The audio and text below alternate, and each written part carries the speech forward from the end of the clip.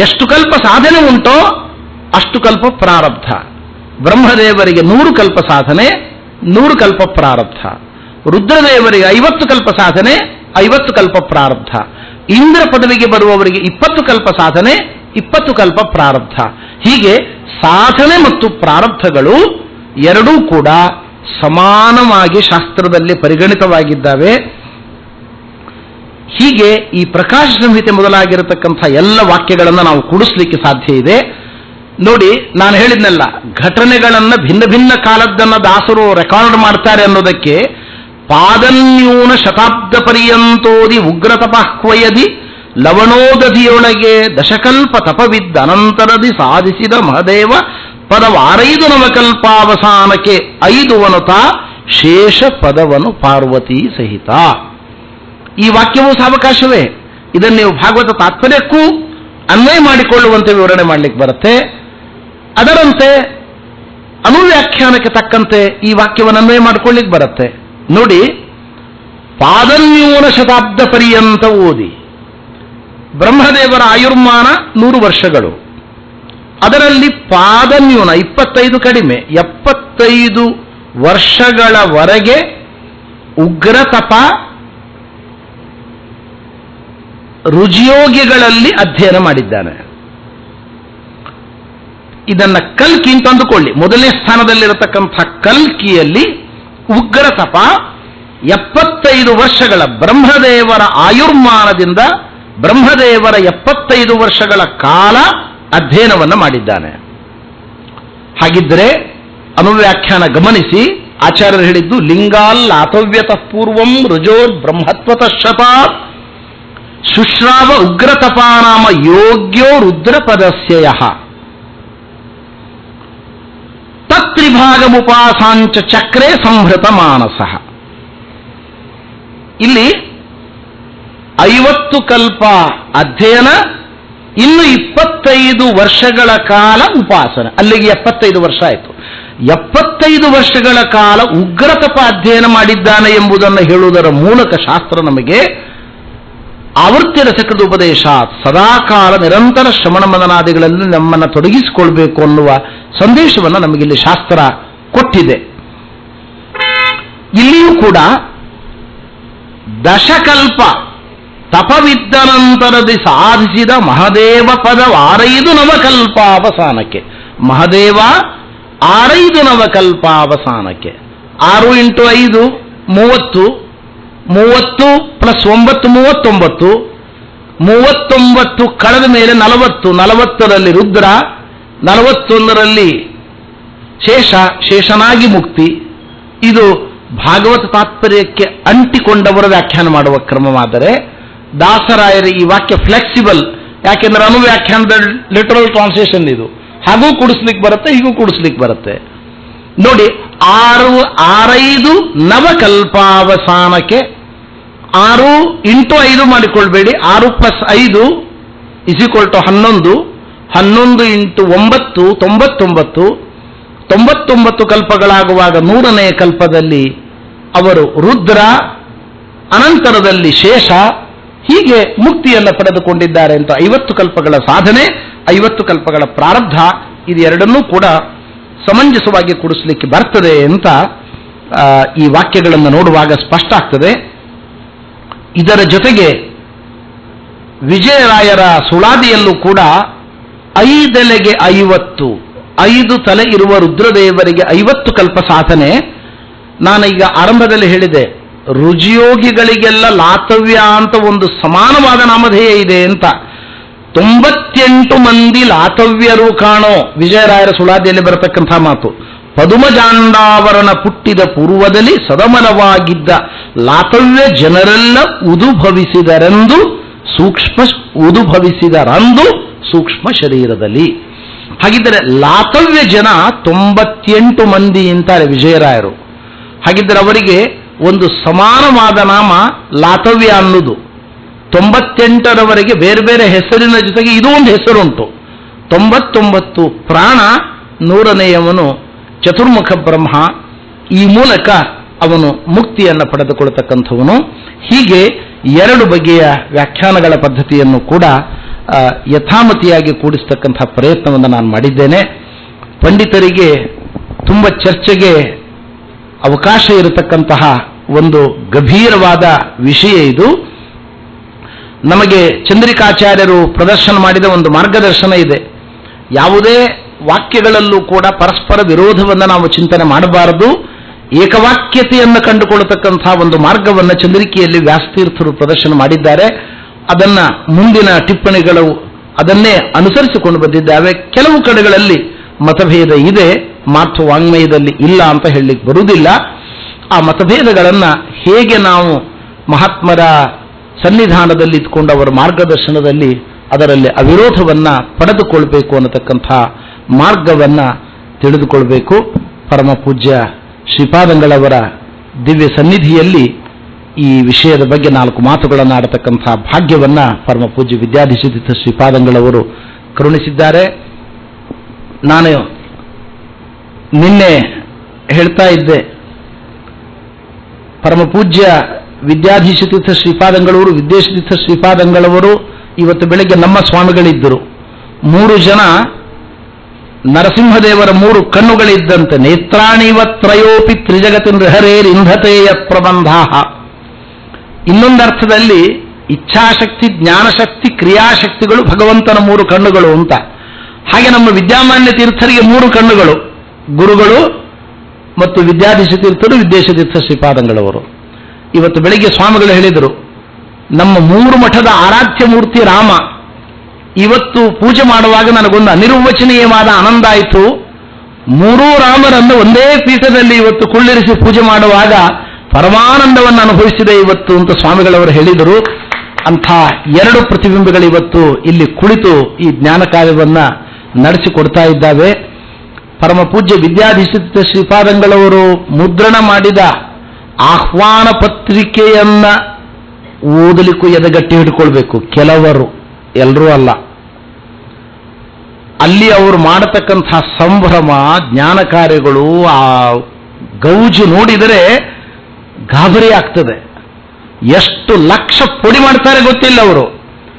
ಅಂಥ ಒಂದು ವಿಲಕ್ಷಣವಾದ ಔದಾರ್ಯ ಅದು.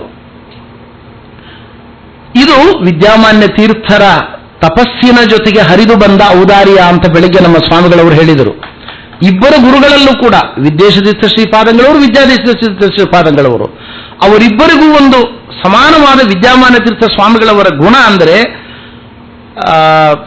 ಒಮ್ಮೆ ಇದನ್ನ ವಿದ್ಯಾಮಾನ್ಯ ತೀರ್ಥರ ಬಾಯಿಂದಲೇ ನಾನು ಇದನ್ನು ಕೇಳಿದ್ದು. ಹಾವೇರಿಯಲ್ಲಿ ಉಪನ್ಯಾಸ ಮಾಡುವಾಗ ಈ ಮಾತು ಹೇಳಿದರು ಅವರು.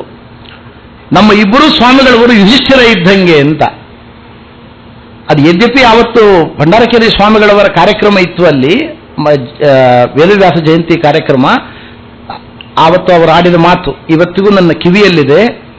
ಇಬ್ಬರು ಸ್ವಾಮಿಗಳು ಯುಧಿಷ್ಠಿರ ಇದ್ದಾಗೆ ಅವರು ಮಾಡಿದರೆ ಉತ್ತಮ ಕಲ್ಪದ್ದೇ ಮಾಡಬೇಕು, ಮಧ್ಯಮ ಕಲ್ಪ ಅಧಮ ಕಲ್ಪದ್ದು ಸರಿ ಆಗುವುದಿಲ್ಲ ಅವರಿಗೆ, ಉತ್ತಮ ಕಲ್ಪದ ಕಾರ್ಯಕ್ರಮವೇ ಮಾಡಬೇಕು ಅವರಿಗೆ ಅಂತ ಅಷ್ಟು ಹೃದಯದುಂಬಿ ಅವರು ಆಡಿರತಕ್ಕಂತಹ ಮಾತು.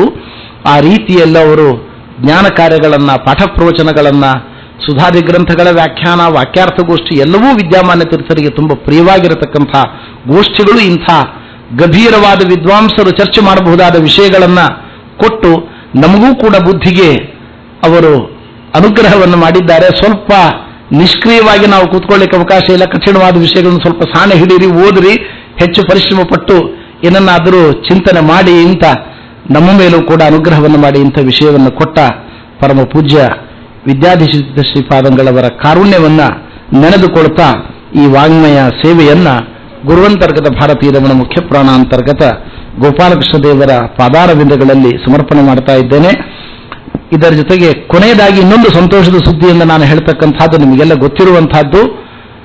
ಬೆಳಿಗ್ಗೆ ಸ್ವಾಮಿಗಳಂದರು, ವಿದ್ಯಾಧೀಶತೀರ್ಥ ಶ್ರೀಪಾದಂಗಳವರು ವಿದ್ಯಾಧೀಶತೀರ್ಥ ಶ್ರೀಪಾದಂಗಳವರಿಗೆ ಇವತ್ತು ಸತ್ಕಾರವನ್ನ ಮಾಡಿ ಅಭಿನಂದನೆ ಮಾಡ್ತಾ ಇದ್ದಾರೆ. 60ನೇ ವರ್ಷದ ಪದಾರ್ಪಣ ಮಾಡ್ತಾ ಇದ್ದಾರೆ ಅನ್ನುವ ಕಾರಣದಿಂದ.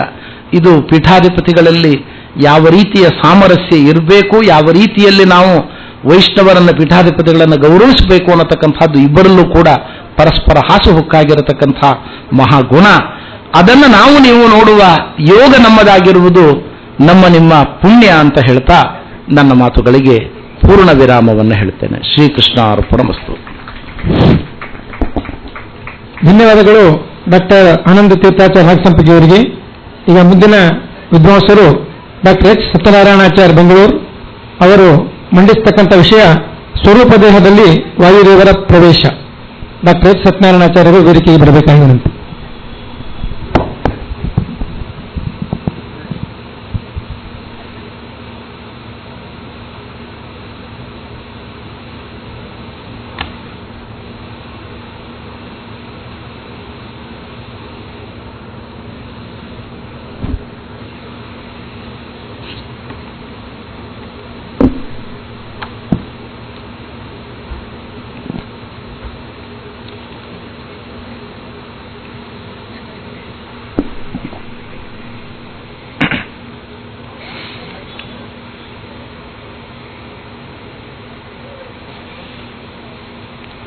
ಆರು 3,200 ಶ್ವಾಸ ಜಪಗಳ 3 ವಿಧ ಜೀವರೊಳಗಬ್ಜಜ ಕಲ್ಪ ಪರ್ಯಂತ ತಾರಜಿಸಿ ಸಾತ್ವರಿಗೆ ಸುಖ ಸಂಸಾರ ಮಿಶ್ರರಿಗೆ ಅಧಮಜರರಿಗೆ ಅಪಾರ ದುಃಖಗಳೀವ ಗುರುಪವಮಾನ ಸಲಹಿಮ್ಮ.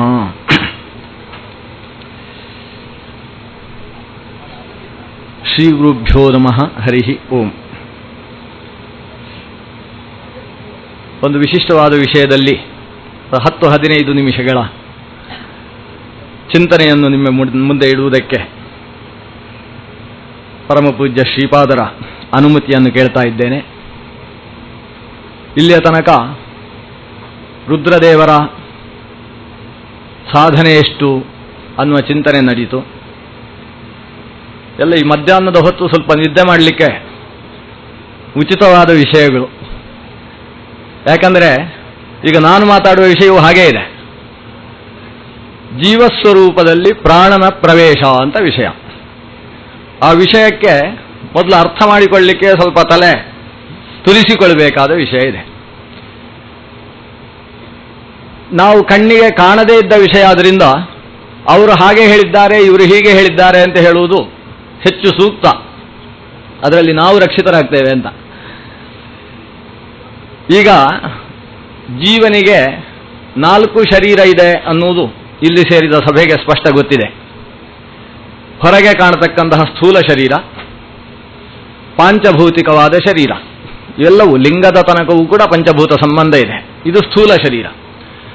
ಅದರ ಒಳಗೆ ಜೀವ ಇದ್ದಾನೆ. ಆ ಜೀವ 2 ಶರೀರಗಳಿಂದ ವಿಶಿಷ್ಟನಾಗಿದ್ದಾನೆ. ಒಂದು ಅನಿರುದ್ಧ, ಮತ್ತೊಂದು ಲಿಂಗ ಅನ್ನುವ ದೇಹ. ಹೀಗಾಗಿ 3 ಶರೀರಗಳಾದವು. ಹೊರಗಿನ ಸ್ಥೂಲ, ಆ ಸ್ಥೂಲದ ಒಳಗೆ ಅನಿರುದ್ಧ ಶರೀರ, ಅನಿರುದ್ಧ ಶರೀರದ ಒಳ ಹೊಕ್ಕರೆ ಲಿಂಗ ಶರೀರ. ಈ ಲಿಂಗದಲ್ಲಿರುವವ ಜೀವ. ಜೀವ ಅಂತಾದ ಮೇಲೆ ಅವನಿಗೊಂದು ಸ್ವರೂಪ ಇದೆ. ಆ ಸ್ವರೂಪವನ್ನು ಸ್ವರೂಪ ದೇಹ ಅಂತ ಕರೀತೇವೆ. ಹೀಗಾಗಿ ಜೀವನಿಗೆ 4 ಶರೀರಗಳಾದವು. ಈ ಒಳಗಿರುವ ಸ್ವರೂಪ ಜೀವನ ಬಗ್ಗೆ ಈಗ ನಾವು ಮಾತಾಡ್ತಾ ಇರೋದು. ಪ್ರಾಣದೇವ ಎಲ್ಲ ಕಡೆ ವ್ಯಾಪಿಸಿದ್ದಾನೆ. ಭಗವಂತ ಎಲ್ಲಿ ಪ್ರವೇಶ ಮಾಡ್ತಾನೆ ಅಲ್ಲಿ ಪ್ರಾಣನ ಜೊತೆಗೇ ಪ್ರವೇಶ ಮಾಡುವುದು, ಪ್ರಾಣನ ಜೊತೆಗೇ ಹೊರಗೆ ಬರುವುದು ಅಂತ ಭಗವಂತನ ಸಂಕಲ್ಪ. ಪ್ರಾಣನನ್ನು ಸೃಷ್ಟಿಸಬೇಕಾದರೆ ಭಗವಂತ ಆಲೋಚನೆ ಮಾಡಿದ್ದೇ ಹಾಗೆ. ಉಪನಿಷತ್ತು ಹೇಳುತ್ತೆ, ಸೈಕ್ಷಾಂಚಕ್ರೇ. ಅವ ಯೋಚನೆ ಮಾಡಿದಂತೆ ಅಂಥದ್ದನ್ನು ಸೃಷ್ಟಿಸಬೇಕು ಅಂತ. ಎಂಥದ್ದು ಅಂದರೆ, ಯಸ್ಮಿನ್ನು ಉತ್ಕ್ರಾಂತೆ ಉತ್ಕ್ರಮಿಷ್ಯಾಮಿ ಯಸ್ಮಿನ್ನು ಪ್ರತಿಷ್ಠಿತೆ ಪ್ರತಿಷ್ಠಾಸ್ಯಾಮಿ ಇತಿ ಸಪ್ರಾಣಮಸೃಜತ ಅಂತ ಉಪನಿಷತ್ತು ಹೇಳುತ್ತೆ. ಅಂಥವನನ್ನು ಸೃಷ್ಟಿಸಬೇಕು ಅಂತ ಆಲೋಚಿಸಿ ಸೃಷ್ಟಿಸಿದ್ಯಾರನ್ನು ಅಂದರೆ ಪ್ರಾಣನನ್ನು. ಎಂಥವನನ್ನು ಸೃಷ್ಟಿಸಿದ? ಯಾರು ಉತ್ಕ್ರಮಿಸಿದರೆ ನಾನೂ ಉತ್ಕ್ರಮಿಸಿಯೇನೋ, ಯಾರು ಒಳಗೆ ಪ್ರವೇಶ ಮಾಡಿದರೆ ನಾನೂ ಪ್ರವೇಶಿಸಿಯೇನೋ ಅಂಥದ್ದನ್ನು ಸೃಷ್ಟಿಸಬೇಕು ಅಂತ ಆಲೋಚಿಸಿ ಪ್ರಾಣನನ್ನು ಸೃಷ್ಟಿಸಿದ. ಹಾಗಾದರೆ ಭಗವಂತ ಎಲ್ಲಿ ಪ್ರವೇಶ ಮಾಡುವುದಾದರೂ ಪ್ರಾಣನನ್ನಿಟ್ಟುಕೊಂಡೇ ಪ್ರವೇಶ ಮಾಡುವುದು. ಹೊರಗೆ ಬರ್ತಾನೆ ಅಂದರೆ ಪ್ರಾಣ ಹೊರಗೆ ಬರ್ತಾ ಇರುವ ಹಾಗೆಯೇ ಭಗವಂತನು ಹೊರಗೆ ಬರುವುದು. ಈ ನಿಟ್ಟಿನಿಂದ ಪ್ರಾಣನಿಗೆ ಎಲ್ಲೆಲ್ಲಿ ಪ್ರವೇಶ ಇದೆ ಅನ್ನೋದರ ವಿಮರ್ಶೆಯನ್ನು ನಾವು ಮಾಡಲಿಕ್ಕೆ ಹೊರಟಿದ್ದೇವೆ. ಸ್ಥೂಲ ಶರೀರದಲ್ಲಂತೂ ಪ್ರಾಣನಿಗೆ ಪ್ರವೇಶ ಇದೆ ಅನ್ನೋದರಲ್ಲಿ ಸಂಶಯ ಇಲ್ಲ. ಈಗ 6,3,2,1,000 ಅಂತ ಹೇಳಿದ್ದು ಸ್ಥೂಲಕ್ಕೆ ಸಂಬಂಧಿಸಿದ ಹಾಗೆ ಮೊದಲನೇ ಹಂತದಲ್ಲಿ. ಇನ್ನು ಸ್ಥೂಲದಿಂದ ಒಳಗೆ ಅನಿರುದ್ಧ ಶರೀರದಲ್ಲೂ ಪ್ರಾಣನ ಸ್ಥಿತಿ ಇರುವುದರ ಬಗ್ಗೆ ಯಾರ ಆಕ್ಷೇಪವೂ ಕೂಡ ಇಲ್ಲ. ಯಾಕಂದರೆ ಅನಿರುದ್ಧ ಶರೀರ ಇರುವುದೇ ತತ್ವಾಭಿಮಾನಿ ದೇವತೆಗಳ ಸ್ಥಿತಿಗೋಸ್ಕರ. ತತ್ವಾಭಿಮಾನಿ ದೇವತೆಗಳು ಅನಿರುದ್ಧ ಶರೀರದಲ್ಲಿದ್ದುಕೊಂಡು ನಮ್ಮನ್ನು ನಿಯಮಿಸತಕ್ಕಂಥವರು. ಅವರಿಗೆ ಅನಿರುದ್ಧದ ಒಳಗೆ ಪ್ರವೇಶ ಇಲ್ಲ. ಮಿಕ್ಕ ಆದಿತೇಯರಿಗಿಲ್ಲವಾ ಸ್ಥಾನ ಅಂತ ದಾಸರು, ಜಗನ್ನಾಥದಾಸರು ಸ್ಪಷ್ಟ ಹೇಳ್ತಾರೆ. ಅವರು ತತ್ವಾಭಿಮಾನಿ ದೇವತೆಗಳ ಪ್ರವೇಶ ಸ್ಥೂಲದಿಂದ ಒಳಗೆ ಹೋಗ್ತಾ ಅನಿರುದ್ಧ ದೇಹದ ತನಕ. ಅನಿರುದ್ಧ ದೇಹದ ಒಳಗೆ ಇರತಕ್ಕಂತಹ ಲಿಂಗದಲ್ಲೂ ಕೂಡ ಅವರಿಗೆ ಪ್ರವೇಶ ಇಲ್ಲ. ಲಿಂಗದಲ್ಲಿ ಪ್ರವೇಶ ಇರುವುದು ಯಾರಿಗೆ? ಅದು ಪ್ರಾಣಾದಿ ದೇವತೆಗಳಿಗೆ, ಪರಶುಕ್ಲ ಅನಿಸಿರತಕ್ಕಂತಹ ದೇವತೆಗಳಿಗೆ. ಅಂದರೆ ಭಾರತೀ ಪ್ರಾಣರಿಗೆ ಮತ್ತು ಸರಸ್ವತಿ ಬ್ರಹ್ಮರಿಗೆ, ಇವರಿಗೆ ಲಿಂಗದಲ್ಲಿ ಪ್ರವೇಶ ಇದೆ. ಇದರ ಒಳಗೆ ಸ್ಥೂಲದಲ್ಲಿ ಪ್ರವೇಶ ಇರುವುದು ಭಗವಂತನಿಗೆ ಮಾತ್ರ ಅಂತ ಒಂದು ಸಾಮಾನ್ಯ ನಂಬಿಕೆ. ಇಷ್ಟು ಹೇಳಿದರೆ ಯಾವ ಕಿರಿಕಿರಿಯೂ ಇಲ್ಲ, ಇಷ್ಟಕ್ಕೆ ನಿಲ್ಲಿಸಿಕೊಳ್ಬೋದು. ಒಳಗೆ ಸ್ವರೂಪದಲ್ಲಿ ಭಗವಂತನಿಗೆ ಮಾತ್ರ ಪ್ರವೇಶ, ಅದರ ಹೊರಗಿನ ಲಿಂಗದಲ್ಲಿ ಪರಶುಕ್ಲಕ್ಕೆ ಪ್ರವೇಶ ಇದೆ, ಅದರ ಹೊರಗಿನ ಅನಿರುದ್ಧದಲ್ಲಿ ತತ್ವಾಭಿಮಾನಿ ದೇವತೆಗಳಿಗೆಲ್ಲ ಪ್ರವೇಶ ಇದೆ, ಹೊರಗಿನ ಶರೀರದಲ್ಲಂತೂ ಎಲ್ರಿಗೂ ಪ್ರವೇಶ ಇದೆ, ಕಲ್ಯಾದಿಗಳಿಗೂ ಪ್ರವೇಶ ಇದೆ. ಅವರು ಅನಿರುದ್ಧ ಶರೀರಕ್ಕೂ ಹೋಗಿ ಕೂತ್ಕೊಳ್ತಾರೆ ಕಲ್ಯಾದಿಗಳು, ಅಲ್ಲಿ ತನಕವೂ. ಅಲ್ಲಿಂದ ಒಳಗೆ ಅನಿರುದ್ಧ ಶರೀರ ಮತ್ತು ಲಿಂಗ ಶರೀರದ ಮಧ್ಯದಲ್ಲಿ ಎರಡು ಆಚ್ಛಾದಿಕೆಗಳಿದ್ದಾವೆ ಅಂತ ಜಗನ್ನಾಥದಾಸರು ಹೇಳ್ತಾರೆ. ಸ್ವರೂಪಾಚ್ಛಾದಿಕೆ ಮತ್ತು ಪರಮಾಚ್ಛಾದಿಕೆ ಅಂತ ಇರುವುದು ಆ ಎರಡರ ಮಧ್ಯದಲ್ಲಿ.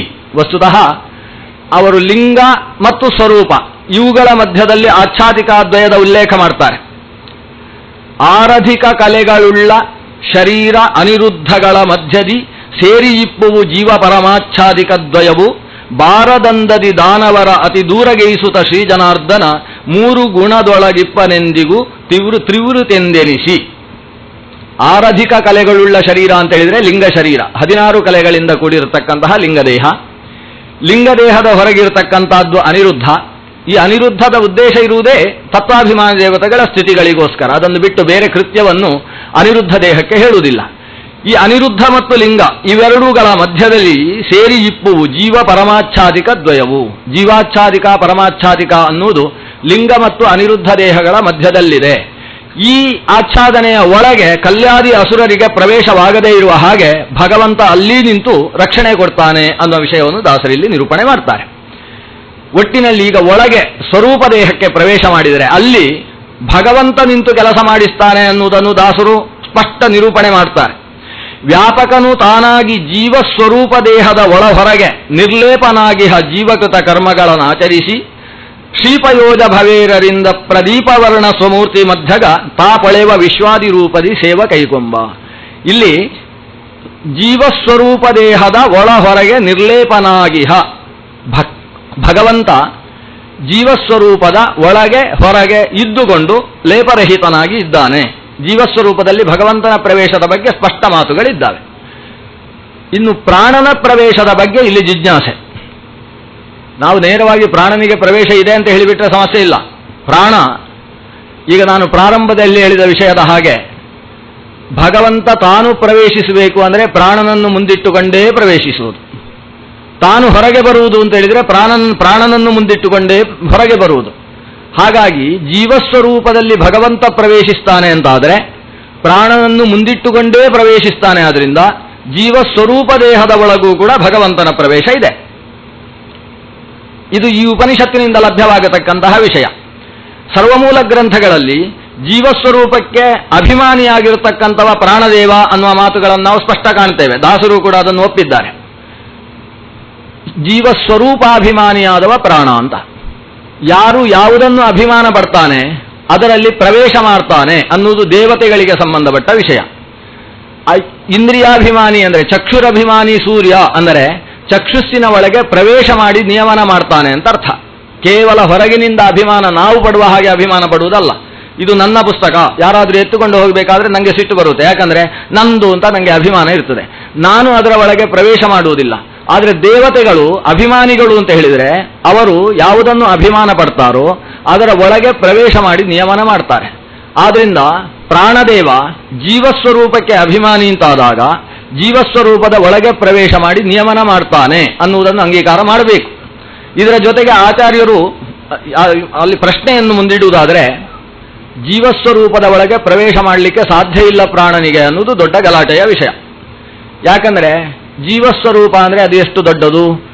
ಅದು ಅತ್ಯಂತ ಸೂಕ್ಷ್ಮ. ಜೀವ ಪರಮಾಣು ಅಂತ ದಾಸರಂತೂ ಕುದುರೆ ಬಾಲದ ಕೊನೆಯ ಕೂದಲ ತುದಿ ವಿಭಾಗವ ಮಾಡಿ ಶತವಿಧ ಅದರೊಳೊಂದನು 100 ಭಾಗವ ಮಾಡಲೆಂತಿಹುದೋ ವಿಧಿ ಭವಾದಿ ಸಮಸ್ತ ದಿವಿಜರ ಮೊದಲು ಮಾಡಿ ತೃಣಾಂತ ಜೀವರೊಳದ ಅಧಿಕ ನ್ಯೂನತೆ ಇಲ್ಲವೆಂದಿಗೂ ಜೀವ ಪರಮಾಣು. ಜೀವ ಪರಮಾಣು ಸ್ವರೂಪದವ. ಪರಮಾಣು ಅಂದರೆ ಅದು ಅತ್ಯಂತ ಸೂಕ್ಷ್ಮವಾದದ್ದು ಅಂತ ಅರ್ಥ. ಈ ಜೀವ ಸಾಮಾನ್ಯ ಜೀವ ಎಷ್ಟು ಪರಮಾಣುವೋ ಅದಕ್ಕಿಂತ ಮುಖ್ಯ ಪ್ರಾಣ ಅನ್ನುವ ಜೀವ ಇನ್ನೂ ಜಾಸ್ತಿ ಪರಮಾಣು ಅಂತಿಲ್ಲ. ಎಲ್ಲ ಜೀವವು ಒಂದೇ ವಿಧಿ ಭವಾದಿ ಸಮಸ್ತ ದಿವಿಜರ ಮೊದಲು ಮಾಡಿ ತೃಣಾಂತ ಜೀವರೊಳು ಅಧಿಕ ನ್ಯೂನತೆ ಇಲ್ಲವೆಂದಿಗೂ ಜೀವ ಪರಮಾಣು. ಹಾಗಾದರೆ ನಾನು ನೀವು ಅನ್ನುವ ಜೀವ ಎಷ್ಟು ಪರಮಾಣುವೋ ಅಷ್ಟೇ ಪರಮಾಣು ಪ್ರಾಣ. ಪ್ರಾಣನ ಜೀವಸ್ವರೂಪ ಪರಿಮಾಣಕ್ಕೂ ನಮ್ಮ ಜೀವಸ್ವರೂಪ ಪರಿಮಾಣಕ್ಕೂ ಯಾವ ವ್ಯತ್ಯಾಸವೂ ಇಲ್ಲ. ಇಷ್ಟು ಪರಮಾಣುವಾದಂತಹ ಈ ಜೀವನಲ್ಲಿ ಪರಮಾಣುವೇ ಆದಂತಹ ಪ್ರಾಣ ಪ್ರವೇಶ ಮಾಡುವುದು ಹೇಗೆ ಅನ್ನುವುದು ಹರಿಕಥಾಮೃತ ಸಾರ ವ್ಯಾಖ್ಯಾನಕಾರರಲ್ಲಿ ಉಂಟಾಗಿರತಕ್ಕಂಥ ಗೊಂದಲ. ಎಷ್ಟು ಗೊಂದಲ ಅಂತ ಹೇಳಿದರೆ ಸುಮಾರು ಒಂದು 6 ಪದ್ಯಗಳಲ್ಲಿ ಇದರ ಬಗ್ಗೆ ಬಹಳ ಹೋರಾಟ ನಡೆದಿದೆ. ಆಗ್ಲಿಕ್ಕೆ ಸಾಧ್ಯ ಇಲ್ಲ ಅಂತ ಒಂದು ವ್ಯಾಖ್ಯಾನ, ಆಗುತ್ತೆ ಅಂತ ಮತ್ತೊಂದು ವ್ಯಾಖ್ಯಾನ. ಹಾಗಾದರೆ ಜೀವಸ್ವರೂಪದ ಒಳಗೆ ಪ್ರಾಣ ಪ್ರವೇಶ ಮಾಡುವುದು ಹೇಗೆ? ಇದೇ ಪ್ರಶ್ನೆಯನ್ನು ಭಗವಂತನಲ್ಲಿ ಮಾಡಿದರೆ ಉತ್ತರ ನಮ್ಮಲ್ಲಿದೆ. ಭಗವಂತ ಪ್ರವೇಶ ಮಾಡಿದ್ದಾನೆ. ಅವನು ಘಟನಾ ಸಮರ್ಥ, ಅಘಟಿತ ಘಟನಾ ಸಮರ್ಥ, ಅಚಿಂತ್ಯಾದ್ಭುತ ಶಕ್ತಿಯಿಂದ ಕೂಡಿದವ. ಆದ್ರಿಂದ ಭಗವಂತ ಪ್ರವೇಶಿಸ್ತಾನೆ. ಅಣೋರಣೀಯಾನ್ ಮಹತೋ ಮಹೀಯಾನ್ ಆತ್ಮ ಗುಹಾಯಾಮ್ ನಿಹಿತೋಸ್ಯ ಜಂತೋ. ಅವ ಅಣುವಿಗಿಂತ ಅಣುವಾಗಿ ಅಣುವೆನಿಸಿರತಕ್ಕಂತಹ ಜೀವನ ಒಳಗೆ ಪ್ರವೇಶ ಮಾಡ್ತಾನೆ. ಅವನಿಗೆ ಅಂತರಾತ್ಮ ಅಂತ ಹೆಸರು. ಆತ್ಮ ಸ್ಥೂಲ ದೇಹದಲ್ಲಿರ್ತಕ್ಕಂಥವ, ಅಂತರಾತ್ಮ ಸ್ವರೂಪ ದೇಹದಲ್ಲಿ ಇರ್ತಕ್ಕಂಥವ. ಅದು ಎಷ್ಟು? ಸ್ವರೂಪ ದೇಹದ 96ನೇ 1 ಭಾಗದಷ್ಟು ಚಿಕ್ಕ ರೂಪದಿಂದ ಭಗವಂತ ಸ್ವರೂಪದ ಒಳಗಿರ್ತಾನೆ.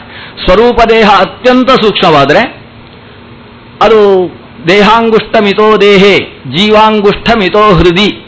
ಈ ದೇಹದ ಅಂಗುಷ್ಟದಷ್ಟು ಈ ದೇಹದ ಒಳಗೆ ಭಗವಂತ ಇದ್ರೆ ಆ ಜೀವಸ್ವರೂಪದ ಅಂಗುಷ್ಟದಷ್ಟು, ಅಂಗುಷ್ಟ ಅಂತ ಹೇಳಿದ್ರೆ ಶರೀರದ 96ನೇ 1 ಭಾಗ, ಆ ಜೀವಾಂಗುಷ್ಠದಷ್ಟು ಜೀವನ ಹೃದಯದ ಒಳಗಿದ್ದಾನೆ. ಅಂದ್ರೆ ಜೀವಸ್ವರೂಪ ದೇಹಕ್ಕೂ ಕೂಡ ಕೈ, ಕಾಲು, ಮುಖ, ಇಂದ್ರಿಯ ಎಲ್ಲವೂ ಇದೆ. ಜೀವಸ್ವರೂಪ ಅತ್ಯಂತ ಸೂಕ್ಷ್ಮವಾದ ಅಣುವಾದ ಜೀವಸ್ವರೂಪಕ್ಕೂ ಕೂಡ ಹೃದಯ ಇದೆ. ಆ ಹೃದಯದ ಒಳಗೆ ಅದು ಹೃದಯಾಕಾಶ ಇರುವುದು ಅಂಗುಷ್ಟದಷ್ಟು. ಆ ಜೀವಾಂಗುಷ್ಠದಷ್ಟು ಭಗವಂತ ಜೀವಸ್ವರೂಪದ ಒಳಗಿದ್ದಾನೆ. ಅಂದ್ರೆ ಭಗವಂತನಿಗೆ ಅದು ಶಕ್ಯ. ಪ್ರಾಣ ಹೇಗೆ? ಯಾಕಂದ್ರೆ ಪ್ರಾಣಾದಿ ಸಮಸ್ತ ಚೇತನಗಳಿಗೆ ಒಂದೇ ಸ್ವರೂಪ ಇರಬೇಕಾದ್ರೆ ಅವನು ಈ ಜೀವ ಶರೀರದ ಒಳಗೆ ಹೇಗೆ ಪ್ರವೇಶ ಮಾಡ್ತಾನೆ ಅನ್ನುವುದು ಪ್ರಶ್ನೆ. ವಸ್ತುತಃ ನಾವಿಲ್ಲಿ ವಿಮರ್ಶಿಸಬೇಕಾದ ಅಂಶ ಇದರ ಒಳಗೆ ಪ್ರವೇಶ ಮಾಡುವುದು ಅಂದ್ರೆ ಏನು ಅಂತ. ಒಳಗೆ ಪ್ರವೇಶ ಅಂದರೆ ಈಗ ಮಡಿಕೆಯ ಒಳಗೆ ನೀರು ಪ್ರವೇಶ ಮಾಡ್ತದೆ. ಮಡಿಕೆಯ ಒಳಗೆ ನೀರು ಕೂತ ಹಾಗೆ ಈ ಜೀವನ ಒಳಗೆ ಭಗವಂತ, ಪ್ರಾಣ ಇತ್ಯಾದಿ ದೇವತೆಗಳು ಪ್ರವೇಶ ಮಾಡುವುದಾ? ಇದು ಈ ರೀತಿ ಅಲ್ಲ. ನಮಗೆ ಅನಿಸುವುದು ಈಗ ಲಿಂಗ ಶರೀರವನ್ನು ಕೆಲವು ಸಲ ತುಷದ ಹಾಗೆ ಅಂತ ಕರೀತಾರೆ. ಜೀವ ಅನ್ನೋದು ಅಕ್ಕಿ ಇದ್ದ ಹಾಗೆ ಆದರೆ ಅಕ್ಕಿಯ ಮೇಲೆ ಇರತಕ್ಕಂಥ ಹೊಟ್ಟಿನ ಹಾಗೆ ಲಿಂಗ ಶರೀರ ಇರ್ತದೆ. ಆದರೆ ವಿಷ್ಣು ತೀರ್ಥರು ನಿರೂಪಣೆ ಮಾಡಬೇಕಾದರೆ ಇದನ್ನು ತುಷ ವ್ರೀಹಿ ನ್ಯಾಯವನ್ನು ಅನುಸರಿಸಿ ಹೇಳುವುದಿಲ್ಲ. ಅವರು ಅಂಗಾರ ಅಗ್ನಿ ನ್ಯಾಯವನ್ನು ಅನುಸರಿಸಿ ಹೇಳ್ತಾರೆ. ಈ ಲಿಂಗ ಶರೀರ ಮತ್ತು ಜೀವ, ಲಿಂಗ ಶರೀರವನ್ನು ಪೂರ್ತಿ ಜೀವಸ್ವರೂಪ ಆಚ್ಛಾದಿಸಿಕೊಂಡಿರ್ತದೆ. ಹೇಗೆ ಕೆಂಡದ ಒಳಗೆ ಬೆಂಕಿ ಪೂರ್ಣವಾಗಿ ಆಚ್ಛಾದಿಸಿಕೊಂಡು ಇಡೀ ಪ್ರದೇಶವನ್ನು ವ್ಯಾಪಿಸಿಕೊಂಡಿರ್ತದೋ ಹಾಗೆ ಅಂತ. ಈ ಪ್ರಾಣಾದಿ ದೇವತೆಗಳ ಪ್ರವೇಶವೂ ಕೂಡ ಹಾಗೆ. ಭಗವಂತನ ಪ್ರವೇಶ ಅಂತ ಹೇಳಿದ್ರು ಹಾಗೆ. ಶರೀರದಲ್ಲಿ ಪ್ರವೇಶ ಅಂತ ಹೇಳಿದ್ರೆ ಆ ಶರೀರದಲ್ಲಿ ಎಲ್ಲಾ ಕಡೆಯಲ್ಲೂ ಪ್ರವೇಶ ಮಾಡುವುದು. ಇದು ಚಿಕ್ಕದು, ಇದು ಅಣು ಆಗಿರುವಾಗ ಅದು ಅಣು ಆಗಿರುವಾಗ ಹೇಗೆ ಪ್ರವೇಶ ಮಾಡ್ತದೆ ಅನ್ನೋ ಪ್ರಶ್ನೆ ವಸ್ತುತಃ ಸ್ವಲ್ಪ ಆಲೋಚನೆ ಮಾಡಿದರೆ ಬರುವುದಿಲ್ಲ. ಈ ತಾರ್ಕಿಕ ಸಿದ್ಧಾಂತವನ್ನು ನೋಡ್ಬೋದು ನಾವು. ತಾರ್ಕಿಕ ಸಿದ್ಧಾಂತದ ಪ್ರಕಾರ ಜೀವಾತ್ಮರೆಲ್ಲರೂ ವಿಭು, ಎಲ್ಲ ಜೀವರು ವಿಭು. ವಿಭು ಅಂದ್ರೆ ನಾನು ಎಲ್ಲಿದ್ದೇನೆ ಅಂತ ಹೇಳಿದ್ರೆ ಎಲ್ಲ ಕಡೆ ವ್ಯಾಪಿಸಿಕೊಂಡಿದ್ದೇನೆ. ನೀವು ಎಲ್ಲಿದ್ದೀರಿ ಅಂದ್ರೆ ನೀವು ಕೂಡ ಎಲ್ಲ ಕಡೆ ವ್ಯಾಪಿಸಿಕೊಂಡಿದ್ದೀರಿ. ಎಲ್ಲರೂ ಎಲ್ಲ ಕಡೆ ವ್ಯಾಪಿಸಿಕೊಂಡಿರುವುದು ಹೇಗೆ? ನಾನು ಎಲ್ಲ ಕಡೆ ವ್ಯಾಪಿಸಿಬಿಟ್ರೆ ಉಳಿದವರಿಗೆ ವ್ಯಾಪಿಸುವುದಕ್ಕೆ ಜಾಗವೇ ಇಲ್ಲ ಅಂತ ಆಯ್ತಲ್ಲ. ಆದರೆ ಅವರು ಹೇಳ್ತಾರೆ ಅದು ಅಪ್ರತಿಘ. ಈ ಅಪ್ರತಿಘ ಅನ್ನುವ ಶಬ್ದವನ್ನು ನಮ್ಮ ತಂತ್ರಸಾರ ನಿರೂಪಣೆ ಮಾಡಿದೆ. ಅದು ತಂತ್ರಸಾರ ಗ್ರಂಥವನ್ನು ಆಚಾರ್ಯರು ಉಲ್ಲೇಖ ಮಾಡ್ತಾರೆ. ಅಪ್ರತಿಘ ಅನ್ನುವ ಶಬ್ದಕ್ಕೆ ಅರ್ಥ ಅದು ಇದ್ದಲ್ಲೇ ಇದು ಇರುವುದಕ್ಕೆ ಸಾಧ್ಯ ಅಂತ. ಪರಮಾಣು ಪ್ರದೇಶೇಪಿ ಅನಂತಾಜೀವರಾಶಯ ಅನ್ನೋ ಒಂದು ಮಾತನ್ನು ಆಚಾರ್ಯರು ಉಲ್ಲೇಖ ಮಾಡ್ತಾರೆ. ಒಂದು ಅತ್ಯಂತ ಸೂಕ್ಷ್ಮವಾದ ಪ್ರದೇಶದಲ್ಲೂ ಕೂಡ ಅನಂತ ಜೀವರಾಶಿ ಇರಬಹುದು. ಇದು ಹೇಗೆ ಇರ್ಲಿಕ್ಕೆ ಸಾಧ್ಯ? ಅತ್ಯಂತ ಸೂಕ್ಷ್ಮವಾದ ಜೀವ ಇರುವ ಜಾಗದಲ್ಲಿ ಇನ್ನೊಂದು ಜೀವ ಇರುವುದಕ್ಕೆ ಸಾಧ್ಯ ಇಲ್ಲ. ಅತ್ಯಂತ ಅಣು ದೇಶದಲ್ಲಿ ಅತ್ಯಂತ ಅಣುವಾದ ಅನೇಕ ಜೀವರು ಇರುವುದು ಹೇಗೆ ಸಾಧ್ಯ? ಅದು ಅಪ್ರತಿಘತ್ವ ಅನ್ನುವುದನ್ನು ಒಪ್ಪಿಕೊಂಡಾಗ ಮಾತ್ರ ಸಾಧ್ಯ ಆಗ್ತದೆ. ಈಗ ಒಂದು ಚಿಕ್ಕ ಕೊಠಡಿ ಇದೆ, ಆ ಕೊಠಡಿಯಲ್ಲಿ ಒಂದು ಲೈಟ್ ಹಾಕಿದೆ, ಒಂದು ಬಲ್ಬ್ ಉರಿತಾ ಇದೆ ಅಂತ ಅನ್ಕೊಳ್ಳುವ. ಆ ಬಲ್ಬಿನ ಬೆಳಕು ಇಡೀ ಕೊಠಡಿಯಲ್ಲಿ ವ್ಯಾಪಿಸಿಕೊಂಡಿದೆ. ಇನ್ನೊಂದು ಬಲ್ಬ್ ಅಲ್ಲಿ ಹಾಕಿದರೆ ಅದರ ಬೆಳಕು ಇಡೀ ಕೊಠಡಿಯನ್ನು ವ್ಯಾಪಿಸುತ್ತೆ.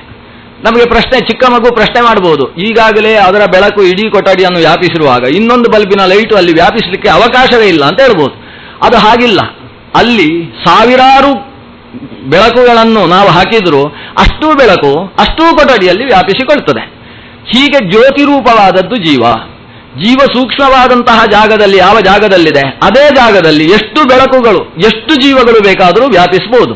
ಆದ್ರಿಂದಲೇ ಪರಮಾಣು ಪ್ರದೇಶೇಪಿ ಅನಂತ ಜೀವರಾಶಯ ಅನ್ನುವ ಮಾತು ಯುಕ್ತವಾಗ್ತದೆ. ಈ ಅಪ್ರತಿಘತ್ವ ಇರುವುದರಿಂದ ಜೀವವೆಂಬತಕ್ಕಂತಹ ಚೇತನದ ಒಳಗೆ ಪ್ರಾಣ ಅನ್ನುವ ಚೇತನ ಪ್ರವೇಶ ಮಾಡುವುದು ಯಾವ ಕ್ಲೇಶವೂ ಇಲ್ಲ. ಜೀವ ಅನ್ನುವ ಚೇತನದಲ್ಲಿ ಪ್ರಾಣಚೇತನ ಪ್ರವೇಶ ಮಾಡಬಹುದು. ವಸ್ತುತಃ ನಾನೆಂಬ ಚೇತನದ ಮೇಲೆ ನೀವೆಂಬ ಚೇತನವು ಪ್ರವೇಶ ಮಾಡಬಹುದು, ಮಾಡಬಾರದು ಅಂತಲ್ಲ. ಆದರೆ ಅದನ್ನು ಪ್ರವೇಶ ಅಂತ ನಾವು ಕರೆಯುವುದಿಲ್ಲ. ಪ್ರವೇಶ ಅಂತ ಆಗಬೇಕಾದ್ರೆ ಅದರ ಒಳಗಿದ್ದು ಏನಾದರೂ ನಿಯಾಮಕತ್ವ ಬೇಕು, ಒಳಗಿದ್ದು ಏನಾದರೂ ಕೆಲಸ ಮಾಡಬೇಕು. ಅದರ ಒಳಗಿದ್ದು ಕೆಲಸ ಮಾಡತಕ್ಕಂತಹ ವ್ಯಕ್ತಿತ್ವ ಪ್ರಾಣದೇವರಿಗೆ ಇದೆಯೋ ಅನ್ನುವುದು ನಂತರದಲ್ಲಿ ಬರುವ ಪ್ರಶ್ನೆ. ಜೀವನ ಒಳಗೆ ಪ್ರಾಣನ ಪ್ರವೇಶವನ್ನು ನಿರಾಕರಿಸುವುದಕ್ಕೆ ಸಾಧ್ಯ ಇಲ್ಲ. ಯಾಕಂದರೆ ಜೀವಸ್ವರೂಪಕ್ಕೆ ಪ್ರಾಣ ಅಭಿಮಾನಿಯಾಗಿದ್ದಾನೆ. ಅಭಿಮಾನಿಯಾದ ಮೇಲೆ ಅದರ ಒಳಗೆ ಪ್ರವೇಶ ಇರಬೇಕು. ಪ್ರವೇಶ ಇದ್ದು ಅವನೇನಾದರೂ ಅದರ ಒಳಗಿಂದ ಕೆಲಸ ಮಾಡ್ತಾನೋ ಅನ್ನುವ ಪ್ರಶ್ನೆಗೆ ನಾವು ಉತ್ತರ ಕೊಡಬೇಕು. ಈಗ ಭಗವಂತ ಪ್ರವೇಶ ಮಾಡಿ ಜೀವಸ್ವರೂಪದಲ್ಲಿ ಅನೇಕ ಕೆಲಸಗಳನ್ನು ಮಾಡಿದ್ದನ್ನು ದಾಸರು ಉಲ್ಲೇಖ ಮಾಡಿದ್ದಾರೆ. ಹಾಗೆ ಪ್ರಾಣ ಪ್ರವೇಶ ಮಾಡಿ ಏನು ಮಾಡ್ತಾನೆ ಅನ್ನುವುದು ಪ್ರಶ್ನೆ.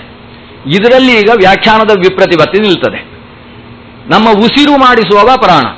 21,600 ಮಂತ್ರಗಳನ್ನು ಜಪಿಸಿಕೊಂಡು ಹಂಸಮಂತ್ರ ಜಪದ ಜೊತೆಗೆ ಈ ಉಸಿರನ್ನು ನಿಯಮಿಸತಕ್ಕಂಥವ ಪ್ರಾಣ. ಈ ಉಸಿರು ಸ್ಥೂಲ ದೇಹದಲ್ಲಿ ಮಾತ್ರ ಇರುವುದೋ ಅಥವಾ ಅನಿರುದ್ಧ ಲಿಂಗ ಸ್ವರೂಪದ ತನಕವೂ ನಮ್ಮ ಉಸಿರು ಇದೆಯೋ ಅಂತ ಒಂದು ಪ್ರಶ್ನೆ ಕೇಳಬೇಕಾಗ್ತದೆ.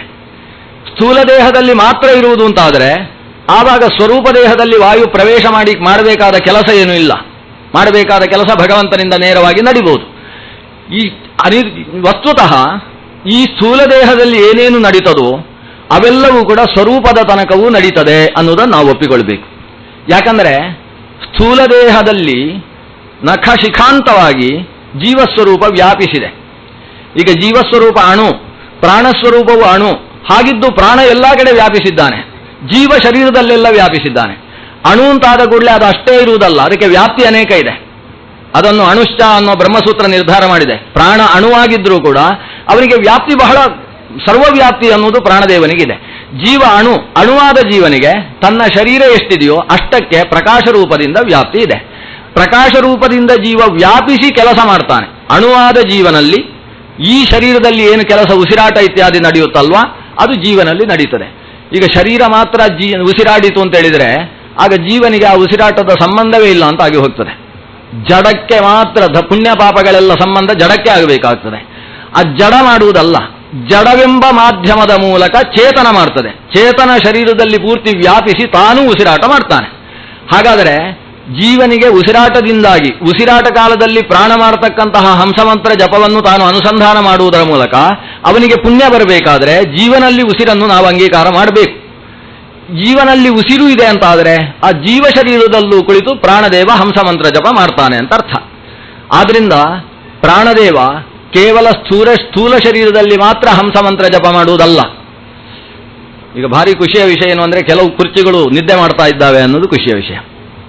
ಇಂಥ ವಿಷಯದಲ್ಲಿ ನಿದ್ದೆ ಮಾಡಲೇಬೇಕು, ಇಲ್ಲಿ ಹೋದರೆ ಇದು ಶರೀರದಲ್ಲಿ ಪ್ರಾಣ ಜಪ ಕೇವಲ ಶರೀರದಲ್ಲಿ ಮಾತ್ರ ಅಲ್ಲ, ಒಳಗೆ ಸ್ಥೂಲ ಶರೀರದಲ್ಲೂ ಒಳಗಿರತಕ್ಕಂತಹ ಸ್ವರೂಪ ದೇಹದಲ್ಲೂ ಕೂಡ ಪ್ರಾಣದೇವ ಹಂಸಮಂತ್ರವನ್ನು ಜಪಿಸ್ತಾನೆ.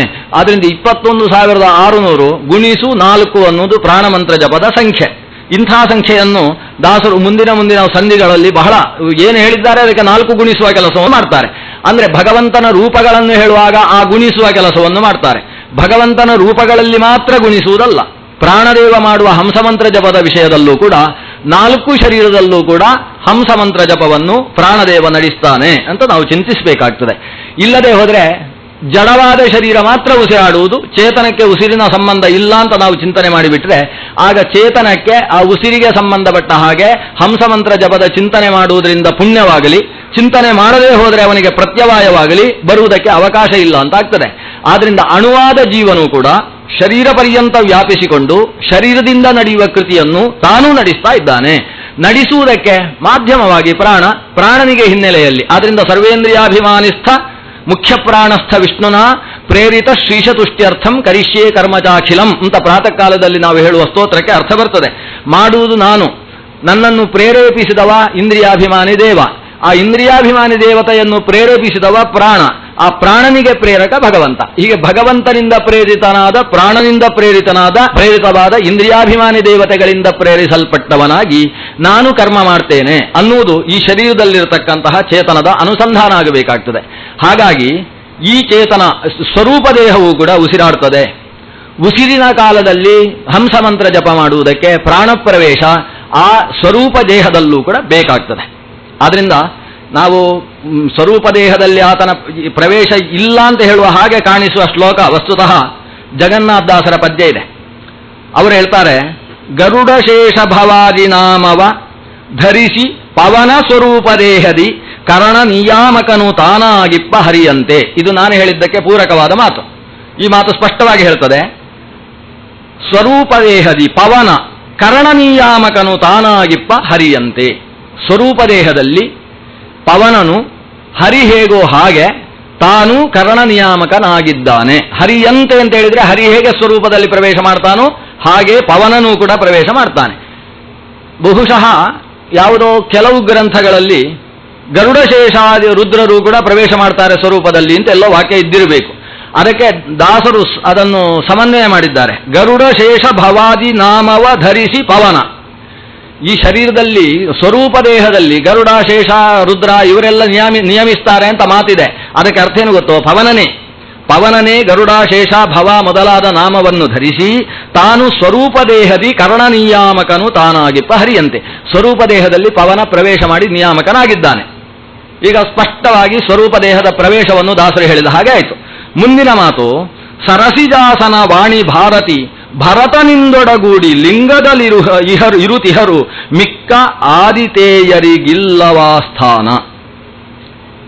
ಸರಸಿಜಾಸನ ಅಂದರೆ ಬ್ರಹ್ಮದೇವ, ವಾಣಿ ಸ್ವತಃ ವಾಣಿದೇವಿ ವಾಗದೇವಿ, ಭಾರತೀ ದೇವಿ ಭರತನಿಂದೊಡಗೂಡಿ ಮುಖ್ಯ ಪ್ರಾಣನ ಜೊತೆ ಸೇರಿ ಲಿಂಗದಲಿಹರು, ಇವರು ಲಿಂಗದೇಹದಲ್ಲಿದ್ದಾರೆ.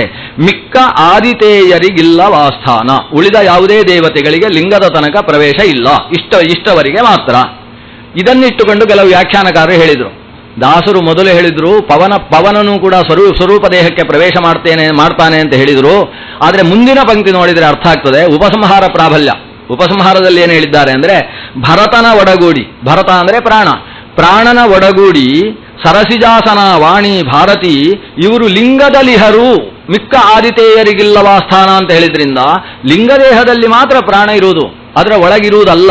ಹಾಗಾದ್ರೆ ಹಿಂದೆ ಹೇಳಿದ್ರಲ್ವಾ, ಪವನ ಸ್ವರೂಪ ದೇಹದಿ ಕರ್ಣ ನಿಯಾಮಕನು ತಾನಾಗಿಪ್ಪ ಹರಿಯಂತೆ ಅಂತ ಹೇಳಿದ್ರಲ್ವಾ, ಅಲ್ಲೂ ಕೂಡ ಪವನ ಅಂತ ಹೇಳಿದ್ರೆ ಪವನ ಅನ್ನುವ ಪವನ ನಾಮಕನಾದ ಹರಿ ಅಂತಲೇ ಅರ್ಥ ಅಂತ ತಮ್ಮ ಸಿದ್ಧಾಂತವನ್ನು ಕಷ್ಟಪಟ್ಟು ಕೂಡಿಸಿದ ಹಾಗೆ ಅನಿಸ್ತದೆ.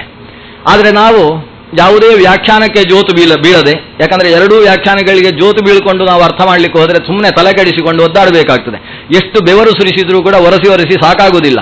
ಅದಕ್ಕೋಸ್ಕರ ಒಂದು ನಿರ್ಧಾರವನ್ನು ಕೈಗೊಳ್ಳಬೇಕು. ಸ್ವತಃ ಆಚಾರ್ಯರು ಹೇಳಿದ ಮಾತುಗಳನ್ನು ಪರಿಗಣಿಸುವುದಾದರೆ, ಸರಸ್ವತೀ ಚಕ್ಷುಸ್ಥ ಜೀವಸ್ಥೋ ವಾಯುರೀಶ್ವರ ವಿದಿತ್ವಾ ತಾವುಭೌ ದೇಹವು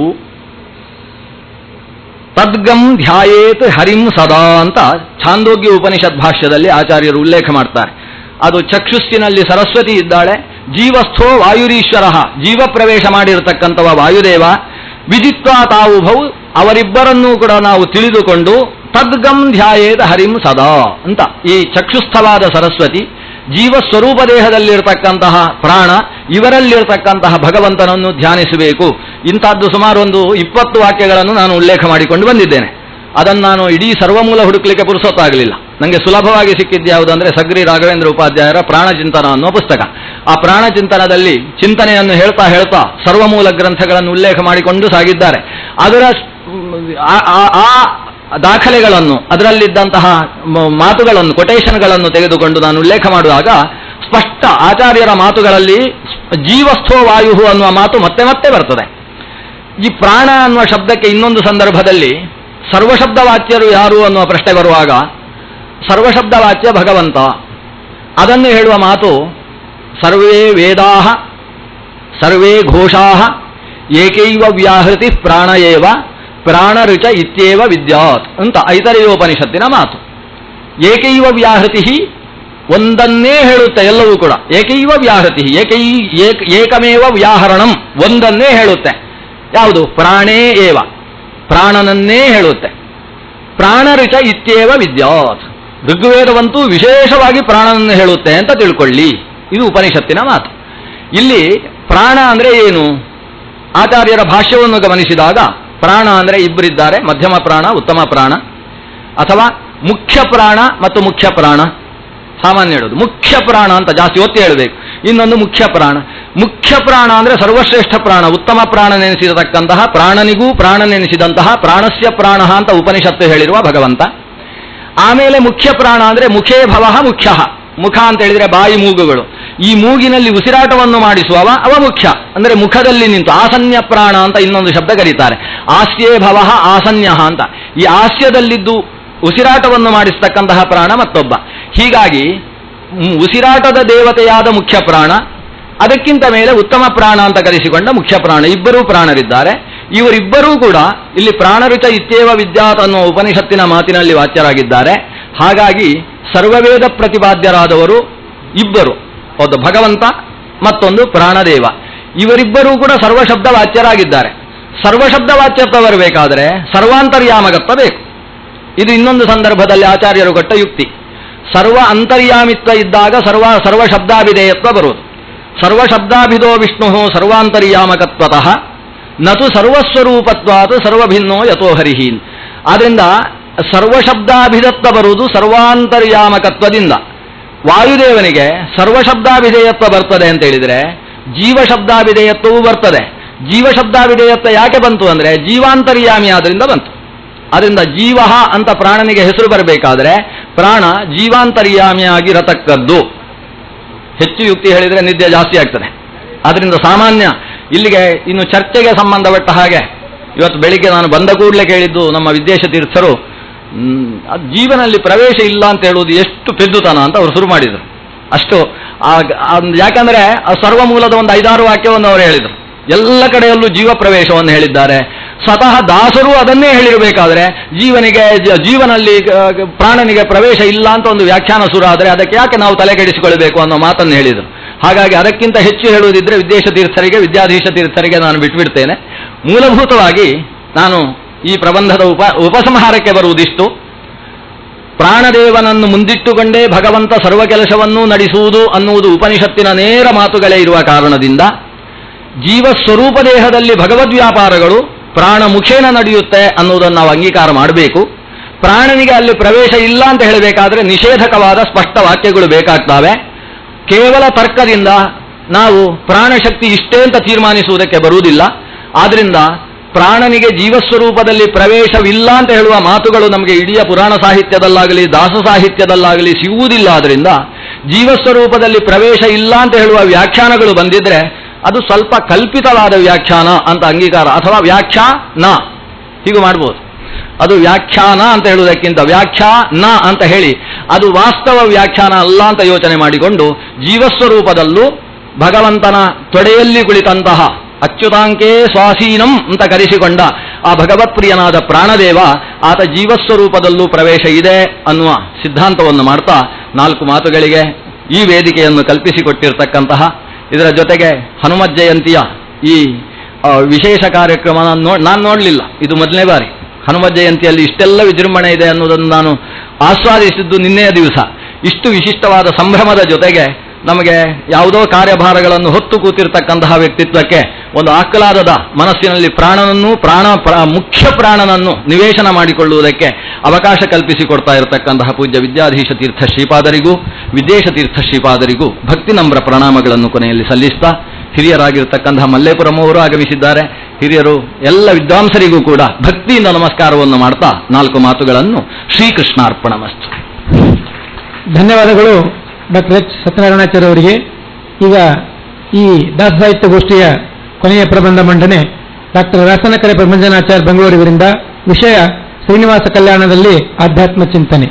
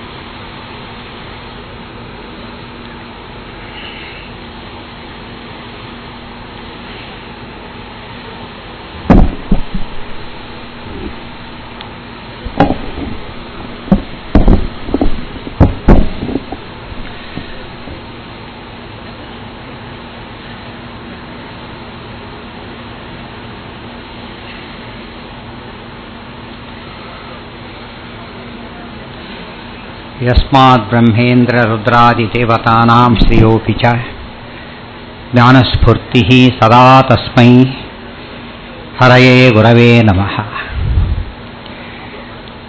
ಸರ್ವೋತ್ತಮೋ ವಿಷ್ಣುರಥೋ ರಮಾ ಚ ಬ್ರಹ್ಮಾ ಚ ವಾಯುಶ್ಚ ತದೀಯಪತ್ನ್ಯೋ ಅನ್ಯೇ ಚ ದೇವಾಃ ಸತತಂ ಪ್ರಸನ್ನಾ ಹರೌ ಸುಭಕ್ತಿಂ ಮಯಿ ಸಂದಿಶಂತು. ಆಚಾರ್ಯಃ ಪವನೋಸ್ಮಾಕಂ ಆಚಾರ್ಯಾಣಿ ಚ ಭಾರತೆ ದೇವೋ ನಾರಾಯಣ ಶ್ರೀಶೋ ದೇವಿ ಮಂಗಲದೇವತಾ.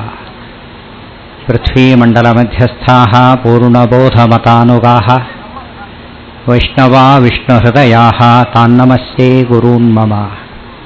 ಶ್ರೀಗುರುಭ್ಯೋ ನಮಃ. ಹರಿ ಓಂ. ಪರಮಪೂಜ್ಯರಾದಂಥ ಉಭಯ ಶ್ರೀಪಾದಂಗಳವರ ಚರಣಕಮಲಗಳಲ್ಲಿ ಸಾಷ್ಟಾಂಗ ಪ್ರಣಾಮಗಳನ್ನು ಸಲ್ಲಿಸಿ ಶ್ರೀನಿವಾಸ ಕಲ್ಯಾಣ ಒಂದು ಆಧ್ಯಾತ್ಮ ಚಿಂತನೆ ಅನ್ನೋದ್ರ ಬಗ್ಗೆ ಅತ್ಯಂತ ಸಂಕ್ಷಿಪ್ತವಾಗಿ 4 ಮಾತುಗಳನ್ನು ಅರಿಕೆ ಮಾಡಿಕೊಡ್ತಾ ಇದ್ದೇನೆ. ಶ್ರೀನಿವಾಸ ಕಲ್ಯಾಣದ ಪರಮಾತ್ಮನ ಪ್ರತಿಯೊಂದು ಕಾರ್ಯವೂ ಅಧ್ಯಾತ್ಮಮಯ. ಏವಂ ಅಧ್ಯಾತ್ಮನಿಷ್ಠಂ ಹಿ ಭಾರತಂ ಸರ್ವಮುಚ್ಯತೆ. ವಾಯುದೇವರ ಕಾರ್ಯಗಳೇ ಅಧ್ಯಾತ್ಮಮಯ ಅಂತ ಹೇಳಿದಾಗ ಇನ್ನು ಭಗವಂತನ ಕಾರ್ಯಗಳೆಲ್ಲ ಅಧ್ಯಾತ್ಮಮಯ ಅಂತ ಹೇಳೋದ್ರಲ್ಲಿ ವಿಶೇಷ ಏನಿಲ್ಲ. ಗಮನಾಸನ ಸಂಕಥಾದಿ ಲೀಲಾಹ ಸ್ಮೃತಿ ಮಾತ್ರೇಣ ಭವಾಪವರ್ಗದಾತ್ರೀಃ ಕಥಮಪ್ಯಪರಾಃ ಪ್ರಪಂಚಯೇಯುಃ ನನು ಮಧ್ವಶ್ಯ ನ ಮಾದೃಶೋ ಅಲ್ಪಬೋಧಾಃ. ಇನ್ನು ಶ್ರೀನಿವಾಸನ ಕಲ್ಯಾಣ ಅತ್ಯಂತ ಅಧ್ಯಾತ್ಮ ಗರ್ಭಿತವಾದದ್ದು. ಬಹಳ ಮುಖ್ಯವಾದ ವಿಷಯವನ್ನು ಅಷ್ಟೇ ಪ್ರಸ್ತಾಪ ಮಾಡ್ತಾ ಇದ್ದೇನೆ. ನನಗೆ ಕೊಟ್ಟಿರೋ ಅವಧಿ ಇನ್ನೂ ಕಡಿಮೆ ಇದೆ, ಆದ್ದರಿಂದ ಹೆಚ್ಚಿಡೋದಿಲ್ಲ. ಆಕಾಶರಾಜ, ಧರಣಿದೇವಿ, ಪದ್ಮಾವತಿ, ಶ್ರೀನಿವಾಸ, ವೆಂಕಟ ಪರ್ವತ, ಶುಕಮುನಿಗಳು ಇವೆಲ್ಲ ಅಧ್ಯಾತ್ಮದ ಒಂದೊಂದು ತತ್ವವನ್ನು ಹೇಳ್ತಕ್ಕಂಥ ಪಾದಗಳು. ಆಕಾಶರಾಜನ ಮಗಳು ಪದ್ಮಾವತಿ, ಶ್ರೀನಿವಾಸ ಆತನ ವಿವಾಹವಾದ, ಶ್ರೀನಿವಾಸ ಸಾಕ್ಷಾತ್ ಭಗವಂತ. ಅದು ಎಷ್ಟರ್ಥ ಇದೆ. ಬಹುಶಃ ನಿತ್ಯ ನಾವು ಸಂಧ್ಯಾವನ್ನಲ್ಲಿ ಹೇಳ್ತಕ್ಕಂಥ ಒಂದು ಶ್ಲೋಕ ಈ ಅಧ್ಯಾತ್ಮದ ಶ್ರೀನಿವಾಸ ಕಲ್ಯಾಣ ಅಂತಲೇ ಹೇಳಬೇಕು. ಆಕಾಶಾತ್ ಪತಿತಂ ತೋಯಂ ಯಥಾಗಚ್ಚತಿ ಸಾಗರಂ ಸರ್ವದೇವ ನಮಸ್ಕಾರಃ ಕೇಶವಂ ಪ್ರತಿಗಚ್ಚತಿ. ಇದೇ ಶ್ರೀನಿವಾಸ ಕಲ್ಯಾಣ ಅಂದ್ರಿದ್ದೇನೆ. ಆಕಾಶಾತ್ ಪತಿತಂ ತೋಯಂ, ಆಕಾಶರಾಜರಿಂದ ಹುಟ್ಟಿ ಬಂದಂತಹ ಪದ್ಮಾವತಿ ದೇವಿ. ಯಥಾಗಚ್ಚತಿ ಸಾಗರಂ, ಸಾಗರವನ್ನು ಸೇರಿದ್ಲು. ಸಾಗರ ಅಂದ್ರೇನು? ಗುಣಸಾಗರ. ನಾರಾಯಣಾಯ ಪರಿಪೂರ್ಣ ಗುಣಾರ್ಣವಾಯ, ಪರಿಪೂರ್ಣ ಗುಣಸಮುದ್ರನಾದ ಭಗವಂತನ ಸೇರಿದ್ಲು. ಇದೇ ಶ್ರೀನಿವಾಸ ಕಲ್ಯಾಣದ ಅರ್ಥ. ಅದೇನು ಅರ್ಥ ಬಂದಾಗಾಯಿತು ಅಂದರೆ, ಆಕಾಶ ಅಂದರೆ ಆಕಾಶದ ಗುಣ ಶಬ್ದ, ಶ್ರೀನಿವಾಸ ಪದ್ಮಾವತಿ ಅಂದರೆ ಶಬ್ದ ಅಂತ ಅರ್ಥ. ಪದ್ಮಾವತಿ ಅಂದರೆ ಸಕಲ ಶಾಸ್ತ್ರಗಳ ಸಂಕೇತ ಪದ್ಮಾವತಿ. ಆಕಾಶರಾಜ ಶಬ್ದೋತ್ಪಾದಕವಾದ ಸ್ಥಾನ. ಅಂಥ ಪ್ರತಿಯೊಂದು ಶಬ್ದಗಳು ಯಾರನ್ನ ಹೇಳುತ್ತೆ ಅಂದರೆ ಯಥಾಗಚ್ಚತಿ ಸಾಗರ. ಹರಿರೇವ ಪರಃ ಹರಿರೇವ ಗುರುಹು ಹರಿರೇವ ಜಗತ್ ಪಿತೃಮಾತೃಗತಿ ಯೋ ದೇವಾನಾಂ ನಾಮಧಾ ಏಕ ಏವ ಸರ್ವೈಶ್ಚ ವೈದಿಕ ಪದೈರಪಿ ಲೋಕಶಬ್ದೈಃ ಮೇಘಾಗ್ನಿ ವಾರಿಸಿ ತಲಾದಿರವೈಶ್ಚ ಸರ್ವೈಃ ಏಕೋಭಿಹೇಯ ಪರಿಪೂರ್ಣ ಗುಣಃ ಪ್ರಿಯೋಲಂ ನಾರಾಯಣ ಮವ ಸದೈವ ಸುತುಷ್ಟಿಮೇತು. ಈ ಅರ್ಥದಲ್ಲಿ ಆಕಾಶದಿಂದ ಬಂದಂತಹ ಶಬ್ದಶಾಸ್ತ್ರ ಇಡೀ ನಮ್ಮ ವಾಂಗ್ಮಯ ರಾಶಿ ಭಗವಂತನನ್ನು ಹೇಳ್ತಾ ಇದೆ. ವಾಂಗ್ಮಯ ರಾಶಿಯನ್ನು ಆಚಾರ್ಯರು ಬಹಳ ವಿಸ್ತಾರಗೊಳಿಸಿಬಿಟ್ರು. ಬರೀ ವೇದಗಳಾಗಲಿ ಪುರಾಣಗಳಾಗಲಿ ಅವು ಆಗಲಿ ಇವಾಗಲಿ ಅಲ್ಲ, ಬರೀ ವರ್ಣಾತ್ಮಕ ಶಬ್ದಗಳು ಅಂತಲ್ಲ, ಧ್ವನ್ಯಾತ್ಮಕ ಶಬ್ದಗಳ ಸಮೇತ ಸರ್ವೈಶ್ಚ ವೈದಿಕ ಪದೈ ಅಪಿ ಲೋಕಶಬ್ದೈ ಮೇಘ ಅಗ್ನಿ ವಾರಿಧಿ ರವಾದಿ ತಲಾದಿ ರವೈಶ್ಚ ಸರ್ವೈ ಮುಖ್ಯೇಕೋಭಿಧೇಯ. ಶ್ರೀನಿವಾಸ ಕಲ್ಯಾಣದ ಮುಖ್ಯವಾದ ಅರ್ಥ ಇದೆ. ಪದ್ಮಾವತಿ ಏನು ಮಾಡಿದ್ಲಂತೆ? ಮಾತೇ ಇಲ್ಲ. ಏನು ಅಂತ ಕೇಳಿ ಶ್ರೀನಿವಾಸನ ಮದುವೆ ಆಗಬೇಕು ಇಲ್ಲರೂ ಮಾತಾಡೋದಿಲ್ಲ, ಇಲ್ಲಿ ಬದುಕೋದೇ ಇಲ್ಲ, ಅಂದರೆ ಶಬ್ದಗಳು ಬದುಕೋದೇ ಇಲ್ಲ ಅಂತ ಹೇಳ್ತಾರೆ. ಭಗವಂತನ ಹೇಳದೆ ಹೋದರೆ ಶಬ್ದಗಳಿಗೆ ಅಸ್ತಿತ್ವನೇ ಇಲ್ಲ. ಪ್ರತಿಯೊಂದು ಶಬ್ದದ ಗುರಿ ಭಗವಂತನಾಗಬೇಕು. ಆ ಮಾತನ್ನ ಹೇಳಿದ್ಯಾರು? ಪದ್ಮಾವತಿ ಬಾಯ್ಬಿಟ್ಟು ಹೇಳ್ತಾ ಇಲ್ಲ, ಶ್ರೀನಿವಾಸ ಕೊರವಂಜಿಯ ರೂಪದಲ್ಲಿ ಬಂದು ತಾನು ಹೇಳ್ತಾ ಇದ್ದಾನೆ. ಇದು ಹೇಳೋದು ನನ್ನನ್ನು ಮಾತ್ರ ಹೇಳ ಪದ್ಮಾವತಿ ಒಪ್ಪಿದ್ದಾಳೆ.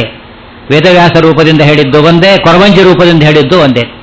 ಕೊರವಂಜಿ ರೂಪದಿಂದ ಪದ್ಮಾವತಿಯನ್ನು ಮನಸ್ಸನ್ನು ಬಿಡಿಸಿದರೆ, ವೇದವ್ಯಾಸ ರೂಪದಿಂದ ಸಕಲ ಶಾಸ್ತ್ರಗಳ ಹೃದಯವನ್ನ ಭಗವಂತ ಬಿಡಿಸ್ತಾನೆ.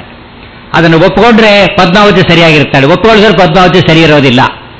ಅದು ಒಪ್ಪಿಕೊಂಡ್ರೆ ಪದ್ಮಾವತಿ ಸರಿ, ಅದು ಸಚ್ಚಾಸ್ತ್ರ. ಅದು ಒಪ್ಪಿಕೊಳ್ಳದವರು ಸಚ್ಚಾಸ್ತ್ರ ಅಲ್ಲ ಅನ್ನೋ ಮಾತನ್ನ ಅಲ್ಲಿ ತಿಳಿಸ್ತಾರೆ. ಇನ್ನೊಂದರ್ಥದಲ್ಲಿ ಆಕಾಶದ ಮಗಳು ಪದ್ಮಾವತಿ, ಆಕಾಶ ರಾಜ ಒಬ್ಬ ಜೀವ, ಪದ್ಮಾವತಿ ಆತನಿಂದ ಬಂದ್ಲು, ಭಗವಂತನನ್ನು ಸೇರಿದು. ಒಬ್ಬ ಜೀವನಿಂದ ಬಂದಂತಹ ಸಾಧನೆ ಅಲ್ಲ ಪದ್ಮಾವತಿ ಸಾಧನೆ, ಸಾಮಾನ್ಯ ಸಾಧನೆಯಲ್ಲ. ಯಜ್ಞ ಮಾಡಲಿಕ್ಕೆ ಅಂತ ಹೊರಟಾಗ ಯಜ್ಞಭೂಮಿಯಲ್ಲಿ 1000 ದಳ ಪದ್ಮದ ಮೂಲಕ ಪದ್ಮಾವತಿ ಆವಿರ್ಭೂತಳ. ಜೀವನ ಯಜ್ಞದ ಸಾಧನೆ ಅಂದರೆ ಪದ್ಮಾವತಿ. ಆಕೆ ಶ್ರೀನಿವಾಸನ್ ಯಾವಾಗ ಸೇರ್ತಾಳೆ? ಆಕಾಶರಾಜ ಇವರು ಆದಾಗ ಮಾತ್ರ. ಆಕಾಶರಾಜ ಆಗೋದು ಅಂದ್ರೆ ಏನು? ಆಕಾಶ ಎಲ್ಲ ಕಡೆ ಇದೆ, ಯಾವುದಕ್ಕೂ ಲೇಪ ಇಲ್ಲ, ಹಾಗೆ ಆಕಾಶ ಇದೆ. ಒಬ್ಬ ಜೀವ ಹೇಗಿರಬೇಕು ಅಂದರೆ ನಿರ್ಲಿಪ್ತವಾದ ಬದುಕನ್ನು ಸಾಗಿಸಬೇಕು, ಯಾವುದಕ್ಕೂ ಅಂಟುಕೊಳ್ತಕ್ಕಂಥ ಭಾವನೆ ಇರಬಾರದು. ಮಾತ್ರ ಸ್ಪರ್ಶಾಸ್ತು ಕೌಂತೇಯ ಶೀತೋಷ್ಟ ದುಃಖ ದುಃಖದಾಹ ಆಗಮಾಪಾಯನೋ ಅನಿತ್ಯಾಹ ತಾಂಸಿತಿಷ್ಟಶ್ವ ಭಾರತ. ಅದು ನಿರ್ಲಿಪ್ತವಾದ ಜೀವನ, ಅಭಿಮಾನವನ್ನು ಬಿಟ್ಟು ಬದುಕ್ತಕ್ಕಂಥ ಜೀವನ. ಅದಿದ್ದಾಗ ಅವರೆಲ್ಲೋ ಇರಬಾರದು. ಮತ್ತೆ ಧರಣಿಯಲ್ಲಿ ಜೊತೆಗೆ ಇರಬೇಕು, ಧರಣಿಯ ಜೊತೆಗೆ ಇರಬೇಕು, ಸಂಪರ್ಕ ಇರಬಾರದು, ವಿಷಯಗಳ ಮಧ್ಯೆ ಇರಬೇಕು, ಅವುಗಳ ಲೇಪ ಇರಬಾರದು. ಇದು ದೊಡ್ಡದು. ಪದ್ಮಪತ್ರ ವಿವಾಂಭಸ, ತಾವರೆ ಎಲೆ ನೀರಿನಲ್ಲೇ ಇದ್ದು ಹೇಗೆ ನೀರಿಗೆ ಅಂಟೋದಿಲ್ವೋ, ಧರಣಿಯಲ್ಲೇ ಇದ್ದ ಆಕಾಶ ರಾಜ ಧರಣಿಗೆ ಅಂಟಬಾರದು. ಅವಾಗ ಪದ್ಮಾವತಿ ಬರ್ತಾಳೆ ಅಂತ ಹೇಳ್ತಾರೆ. ಆಗ ಸಾಧನ ಬರ್ತದೆ, ಆಗ ಭಗವಂತ ತಾನು ಸ್ವೀಕರಿಸ್ತಾನೆ. ತಾನೇ ಹೇಳ್ತಾನೆ, ನಾನು ಸ್ವೀಕರಿಸ್ತೇನೆ. ಪತ್ರಂ ಪುಷ್ಪಂ ಫಲಂ ತೋಯಂ. ಪುಷ್ಪ ಅಂದರೆ ಪದ್ಮಾವತಿ, ಪದ್ಮಾವತಿಯನ್ನು ಸ್ವೀಕಾರ ಮಾಡ್ತೇನೆ ಅಂತ ಹೇಳೋದು ಒಂದೇ, ಯಾವಾಗ ಅಂತ ಹೇಳೋದು ಒಂದೇ. ಆ ಆಕಾಶ ರಾಜ ಇದನ್ನು ಹೇಗೆ ಸಾಧಿಸಿದ ಅಂತ ಮತ್ತೊಂದು ಪ್ರಶ್ನೆ.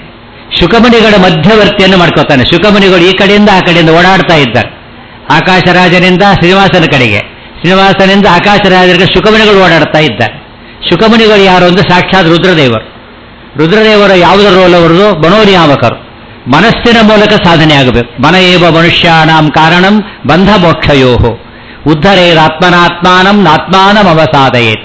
ಅದು ಎಲ್ಲಿ ವಾಸ? ಪದ್ಮ ಸರೋವರದಲ್ಲೇ ವಾಸ ಅವರು. ಪದ್ಮತೀರ್ಥಾದಿಹಾಗತಃ ಶುಕಶ್ರೋಷ್ಯತಿ ಸಚ್ಚಾಸ್ತ್ರಂ ಪದ್ಮತೀರ್ಥಾದಿಹಾಗತಃ. ಪ್ರಮೇಯ ಪದ್ಮದ ಶುಕಾಚಾರ್ಯರು ಅಂದರೆ ವಾಯುದೇವರ ಆವೇಶರ ಶುಕಾಚಾರ್ಯರು ಅಂತ ಅರ್ಥ. ಅಶ್ವತ್ಥಾಮರು ರುದ್ರದೇವರೇ, ವಾಯುದೇವರ ಆವೇಶ ಇಲ್ಲ. ಶುಕಮುನಿಗಳಲ್ಲಿ ವಾಯುದೇವರ ಆವೇಶ ಇದೆ, ಅವರಿಂದ ಸಾಧ್ಯವಾಯಿತು ಅಂತ ಅರ್ಥ. ವಾಯುದೇವರ ಆವೇಶರ ಶುಕಮುನಿಗಳು ಅಂದ್ರೆ ಭಾಗವತ ಹೇಳ್ತಕ್ಕಂಥ ಶುಕಮುನಿಗಳು ಅಂತ ಅರ್ಥ. ವಾಯುದೇವರ ಆವೇಶದ ರುದ್ರದೇವರು ಅಶ್ವತ್ಥಾಮಾಚಾರ್ಯರು ದುರ್ಯೋಧನ ಪಕ್ಷ ಸೇರ್ತಕ್ಕಂಥವ್ರು. ಇದನ್ನು ಅರ್ಥ ಮಾಡಿಕೊಂಡಾಗ ಶುಕಮುನಿಗಳ ರೋಲ್ ಎಷ್ಟು ಶ್ರೇಷ್ಠವಾದದ್ದು. ಶುಕಮುನಿಗಳ ಒಳಗೆ ಸುಖಮುನಿ ಕೂತಿದ್ದಕ್ಕೆ ಕೆಲಸ ಆಯಿತು ಅಂತ ಅರ್ಥ. ಶುಕಮುನಿಯ ಒಳಗೆ ಸುಖಮುನಿಗಳು ಕೂತು ಕೆಲಸ ಮಾಡಿಸಿದ್ದಾರೆ. ವಾಯುದೇವರು ಮನಸ್ಸೇ ಅಬ್ಸ್ಟ್ರಾಕ್ಟ್, ವಾಯು ಇನ್ನೂ ಅಬ್ಸ್ಟ್ರಾಕ್ಟ್. ಅರ್ಥ ಮಾಡ್ಕೋಬೇಕು. ಇಷ್ಟೊತ್ತು ಜಿಜ್ಞಾಸೆ ಮಾಡಿದ್ದಾರೆ ಆಚಾರ್ಯ ಅಣವ್ಯಾಖ್ಯಾನದ ಶ್ಲೋಕ. ಜೀವಸ್ಥಿತೇನ ರೂಪೇಣ ವೇದೈತ್ಯಹಮಿತ್ಯಪಿ. 2 ಕೃತ್ಯ. ಜೀವಸ್ಥಿತೇನ ರೂಪೇಣ ಒಂದು, ಅಲ್ಲಿ ಉಸಿರಾಟದ ಕೃತ್ಯಕ್ಕಿಂತ ದೊಡ್ಡ ಕೃತ್ಯ ಅಂದರೆ ವೇದೈತ್ಯಹಮಿತ್ಯಪಿ, ಅದು ದೊಡ್ಡ ಕೃತ್ಯ. ಅದು ಪ್ರಸಂಗ ಬಂತು ಅಂತ ಹೇಳ್ತೇನೆ. ಎಲ್ಲ ಇಂದ್ರಿಯಗಳಲ್ಲೂ ಒಂದು ತಪ್ಪಾಗೋದುಂಟು. ಎಲ್ಲ ಇಂದ್ರಿಯಗಳು ಸರಿ ತಪ್ಪು ಎರಡನ್ನು ಹೇಳುತ್ತೆ. ಸಾಕ್ಷಿ ಮಾತ್ರ ತಪ್ಪನ್ನು ಹೇಳೋದೇ ಇಲ್ಲ. ಸಾಕ್ಷಿ ತಪ್ಪನ್ನು ಗ್ರಹಣ ಮಾಡೋದೇ ಇಲ್ಲ. ಯಾತಕ್ಕೆ ಅಂತ ಕೇಳಿದರೆ ವಾಯುದೇವರ ಅಭಿಮಾನಿ ದೇವತೆಗಳು. ಅದಕ್ಕೆ ವಾಯುದೇವರ ಅಭಿಮಾನಿ ದೇವತೆಗಳಾದ್ದರಿಂದ ಅಸುರಾವೇಶ ಇಲ್ಲ ಅವರಲ್ಲಿ. ಆಕಣಾಷ್ಟ ಸಮಃ. ಸಾಕ್ಷಿ ಪ್ರಾಮಾಣ್ಯದ ಮಹತ್ವ ಸಾಕ್ಷಿ ವಾಯುದೇವರ ಅಭಿಮಾನಿ ದೇವತೆಯಾಗಿರೋದೇ ಅದಕ್ಕೆ ಕಾರಣ ಅಂತ ತಿಳ್ಕೊಂಡಾಗ ಜೀವಸ್ಥಿತೆಯರ ರೂಪೇಣ ಅನ್ನೋ ಮಾತಿ ಒಳ್ಳೆ ಅರ್ಥ ಬರ್ತದೆ.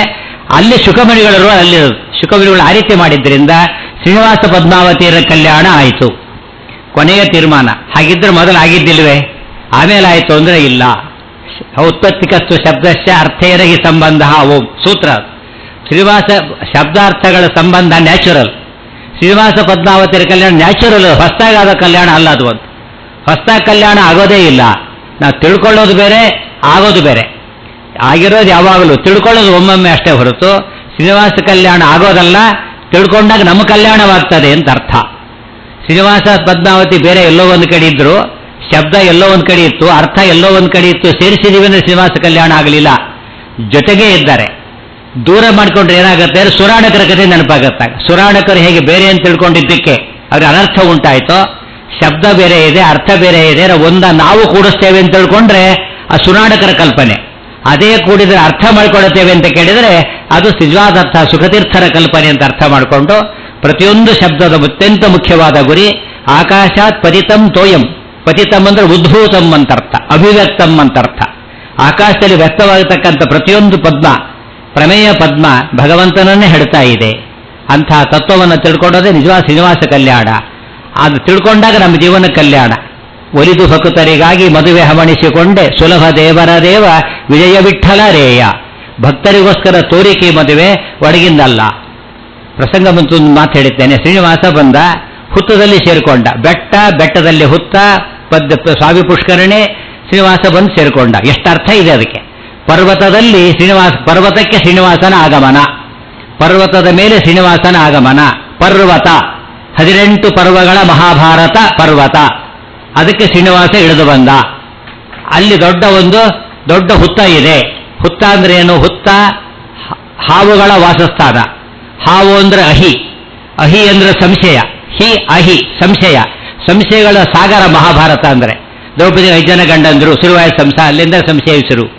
ಆ ಸಾವುಗಳ ಮಧ್ಯೆ ಭಗವಂತ ಸೇರ್ಕೊಂಡಿದ್ದಾರೆ. ಅದರ ಮಧ್ಯೆ ಯಥಾರ್ಥ ಜ್ಞಾನ ತುಂಬಿಕೊಂಡಿದೆ. ಆ ಹುತ್ತ ಎಲ್ಲಿದೆ ಗೊತ್ತಾ? ತಿಂತ್ರಿಣಿ ವೃಕ್ಷದ ಕೆಳಗಿದೆ, ಹುಣಸೆ ಮರದ ಕೆಳಗಿದೆ. ಯುಕ್ತಿ ಮಲ್ಲಿಕ ಅರ್ಥ ಆಗುತ್ತೆ. ಗೃಹ್ಣೀಯ ತಿಂತ್ರಿಣಿ ಶಾಖಾಂ ಶೀಘ್ರ ಶಾಖಾ ಗ್ರಹೇಣ ಕಿಂ. ತಿಂತ್ರಿಣಿ ಶಾಖಾ ಅಂತೇಳಿ ಗಟ್ಟಿ ಶಾಖಾ, ಅದು ಒಂದು ಸತ್ಸಿದ್ಧಾಂತ, ಪೂರ್ವಪಕ್ಷ ಸಿದ್ಧಾಂತ ಅಲ್ಲದು. ಅಲ್ಲಿ ಕೆಳಗೆ ಕೂತಿದ್ದಾನೆ ಭಗವಂತ, ಒಳಗೆ ಸೇರ್ಕೊಂಡ್ಬಿಟ್ಟಿದ್ದಾನೆ. ಅದರಿಂದ ಹೊರಗೆ ಬರಬೇಕು. ಸಂಶಯಗಳ ಸುಳಿಯಿಂದ ಭಗವಂತ ಹೊರಗೆ ಬರಬೇಕು. ಇವತ್ತು ಹಾಗೆ ಆಗಿರೋ, ದೇವರಿದ್ದಾನೋ ಇಲ್ಲೋ ಅನ್ನೋ ಶುರುವಾಗಿಬಿಟ್ಟಿದೆ. ದೇವರಿದ್ದಾನೋ ಇಲ್ಲೋ ಅಂಬೋದು ಎಷ್ಟು ತಪ್ಪು ಅಂದ್ರೆ ನಾವಿದ್ದೇವಲ್ಲೋ ಅಂತ ಎಷ್ಟು ಡೇಂಜರಸ್ಸು. ದೇವರಿದ್ದಾಗ ಏನು ಮಾಡಬೇಕು? ಇದಕ್ಕೆ ನಾವಿದ್ದೇವೆ ಅಂತ ಗ್ಯಾರಂಟಿ ಆದರೆ ದೇವರು ಇದ್ದೇ ಇದ್ದಾನೆ ಅಂತ ಗ್ಯಾರಂಟಿ ಆಗುತ್ತೆ ಅಂತ ಅರ್ಥ. ದೇವ್ರ ಬಗ್ಗೆ ಸಂಶಯ ಪಡೋನು ತನ್ನ ಅಸ್ತಿತ್ವದ ಬಗ್ಗೆ ಸಂಶಯ ಪಡ್ತಾನೆ ಅಂತ ಅರ್ಥ. ಅಂತ ಅಹಿ ಹೋಗಬೇಕು. ಪರಮಾತ್ಮ ಯಾವಾಗ ಬಂದ ಗೊತ್ತಾ? ಬ್ರಹ್ಮದೇವರು ಒಂದು ಹಾಲು ಸುರಿಸಿದಾಗ ಬರ್ತಾರೆ. ಬ್ರಹ್ಮದೇವರು ಹಾಲು ಸುರಿಸಿದ್ರು, ಆಗ ಭಗವಂತ ಬಂದ. ಬ್ರಹ್ಮದೇವರು ಭಾವಿ ಬ್ರಹ್ಮದೇವರು. ಹಾಲು ಅಂದ್ರೆ ಪಯ, ದುಗ್ಧಂ ಗೀತಾಮೃತಂ ಮಹತ್. ಗೀತೆಯನ್ನು ಸುರಿಸಿದ್ರು, ಭಾಷ್ಯ ಸುರಿಸಿದ್ರು, ಆಗ ಭಗವಂತ ಮೇಲಕ್ಕೆ ಬಂದ. ಭಗವದ್ಗೀತೆ ನಾಸ್ತಿಕರು ಓದ್ತಾರೆ, ಏನು ಆಶ್ಚರ್ಯ ತಿಳ್ಕೊಳ್ಳಿ. ಭಗವದ್ಗೀತೆ ಓದಿ ನಾಸ್ತಿಕ ಆಗಿದ್ದಾನೆ ಅಂದ್ರೆ ಭಗವದ್ಗೀತೆ ಶಬ್ದಕ್ಕೆ ಅರ್ಥನೇ ಗೊತ್ತಿಲ್ಲ ಅಂತ ಅರ್ಥವ್ರಿ. ಭಗವದ್ಗೀತೆ ಓದಿದ ಮೇಲೆ ಇಡೀ ಗೀತೆ ಓದಬೇಡಿ, ಶಬ್ದದಲ್ಲೇ ಭಗವಂತ ಇದ್ದಾನೆ ಅಂತ ಅರ್ಥ ಆಗತ್ತೆ. ಆ ಹುತ್ತದಲ್ಲಿ ಭಗವಂತ ಇದ್ದ. ಯಾವಾಗ ಹೊಡಿಲಕ್ಕೆ ಹೋದ ಭಗವಂತ ಮೇಲೆ ಬರ್ತಾನಾಗ. ಬ್ರಹ್ಮದೇವರನ್ನು ಹೊಡೆಯೋದ ಕೆಲಸ ಏನು ಗೊತ್ತಾ? ತಂದೆನೇ ಇಲ್ಲ ಅಂತ ಹೇಳೋ ಕೆಲಸ ಇದ್ದಾಗ. ತಂದೆನೇ ಇಲ್ಲ, ಮೇಲಿಂದ ಇಳಿದು ಬಂದಿದ್ದೆ. ಹಾಗಿದ್ರೆ ನೀನೀಗ ಸೃಷ್ಟಿಕರ್ತ ಬ್ರಹ್ಮದೇವರ ಹಸು ರೂಪದಲ್ಲಿದ್ದಾರೆ. ಅವನು ಹೊಡಿಲಿಕ್ಕೆ ಅಂತ ಹೋದ, ಆಗ ಪರಮಾತ್ಮ ಮೇಲಕ್ಕೆ ಬರ್ತಾನೆ. ಅಂದ್ರೆ ಪರಮಾತ್ಮ ತನ್ನ ತೋರಿಸ್ದ. ಹೇಗೆ ತೋರಿಸ್ದ? ಇಬ್ಬರಿಗೆ ತೋರಿಸ್ದ. ಚೋಳರಾಜನಿಗೂ ತೋರಿಸ್ದ, ಆ ದನಕಾಯನಿಗೂ ತೋರಿಸ್ದ. ಗೋಪಾಲ ಸತ್ತೋದ, ಚೋಳರಾಜ ಅರ್ಥ ಮಾಡಿಕೊಂಡ. ಅಂದ್ರೆ ಹಿರಣ್ಯಕಶಿಪುವನ ಕೊಂದ, ಪ್ರಹ್ಲಾದನ ಉದ್ಧಾರ ಮಾಡಿದ. ನರಸಿಂಹ ಇಬ್ಬರಿಗೂ ಕಂಡ, ಹಿರಣ್ಯಕಶಿಪುವಿಗೆ ಕಂಡ, ಕೊಂದ. ಪ್ರಹ್ಲಾದನಿಗೆ ಕಂಡ, ಉದ್ಧಾರ ಮಾಡಿದ. ಅದಕ್ಕೆ ನಾಸ್ತಿಕರಿಗೆ ಭಗವಂತ ಮಾರಕನಾಗಿ ಕಾಣಿಸ್ತಾನೆ, ಸಾತ್ವಿಕರಿಗೆ ತಾರಕನಾಗಿ ಕಾಣಿಸ್ತಾನೆ. ಹೀಗೆ ಅಧ್ಯಾತ್ಮ ಮೊದಲೇ ಹೇಳಿದಂತೆ ಅದು ಅಧ್ಯಾತ್ಮದ ಸುರಿಮಣಿ. ಅಲ್ಲಿ ಅಧ್ಯಾತ್ಮ ಇಲ್ಲಿ ಅಧ್ಯಾತ್ಮ ಅಂತ ಹುಡುಕಬಾರದು. ಹಾಲು ಎಲ್ಲಿ ಬೆಳಗಿರುತ್ತೆ ಅಂತ ಹುಡುಕಿದ್ರೆ ಹೇಗೋ ಹಾಗೆ. ಹಾಲು ಎಲ್ಲಿ ಬೆಳಗಿರುತ್ತೆ ಅಂದರೆ ಹಾಲಿನ ಹನಿಯೂ ಬೆಳಗಾಗಿರುತ್ತೋ. ಭಗವಂತನ ಮಹಿಮೆ ಹೇಳ್ತಕ್ಕಂಥ ಶಾಸ್ತ್ರಗಳೆಲ್ಲ ಬರೀ ಅಧ್ಯಾತ್ಮ ಮಹಿಮೆ ಹೊರತು ಬೇರೊಂದಿರಲಿಕ್ಕೆ ಸಾಧ್ಯ ಇಲ್ಲ. ಆದ್ದರಿಂದ ಯಾವ ಭಾಗ ತಗೊಂಡ್ರು ಕೂಡ ಅದು ಅಧ್ಯಾತ್ಮ ಇದೆ ಅಲ್ಲ, ಅಧ್ಯಾತ್ಮವೇ ಇದೆ ಅಂತ ಹೇಳ್ತಾರೆ.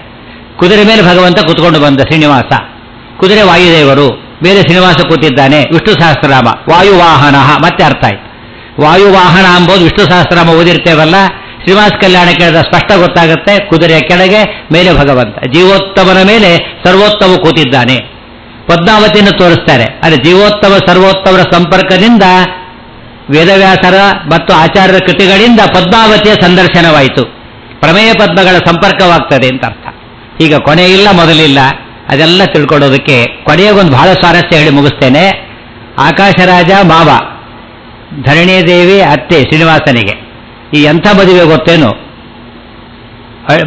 ಅತ್ತೆ ಮಾವ ಇಬ್ಬರು ಅಳಿಯನ್ನು ನೋಡೇ ಇಲ್ಲ, ಮದುವೆ ಕಾಲಕ್ಕೆ ನೋಡ್ತಿರೋದು. ಮದುವೆ ಕಾಲಕ್ಕೆ ಬಹುಶಃ ಇವತ್ತಿನ ಮದುವೆ ಇದ್ದಾಗಿದೆ, ಹೆಚ್ಚು ಕಡಿಮೆ ತಂದೆ ತಾಯಿಗೆ ಹೇಳಿದ್ರೆ ಮದುವೆ ಮಾಡಿಕೊಳ್ಳೋ ಕೆಲಸ ಇದ್ದಾಗಿದೆ. ಅತ್ತೆ ಮಾವ ಅಳಿಯನ್ನು ನೋಡೇ ಇಲ್ಲ.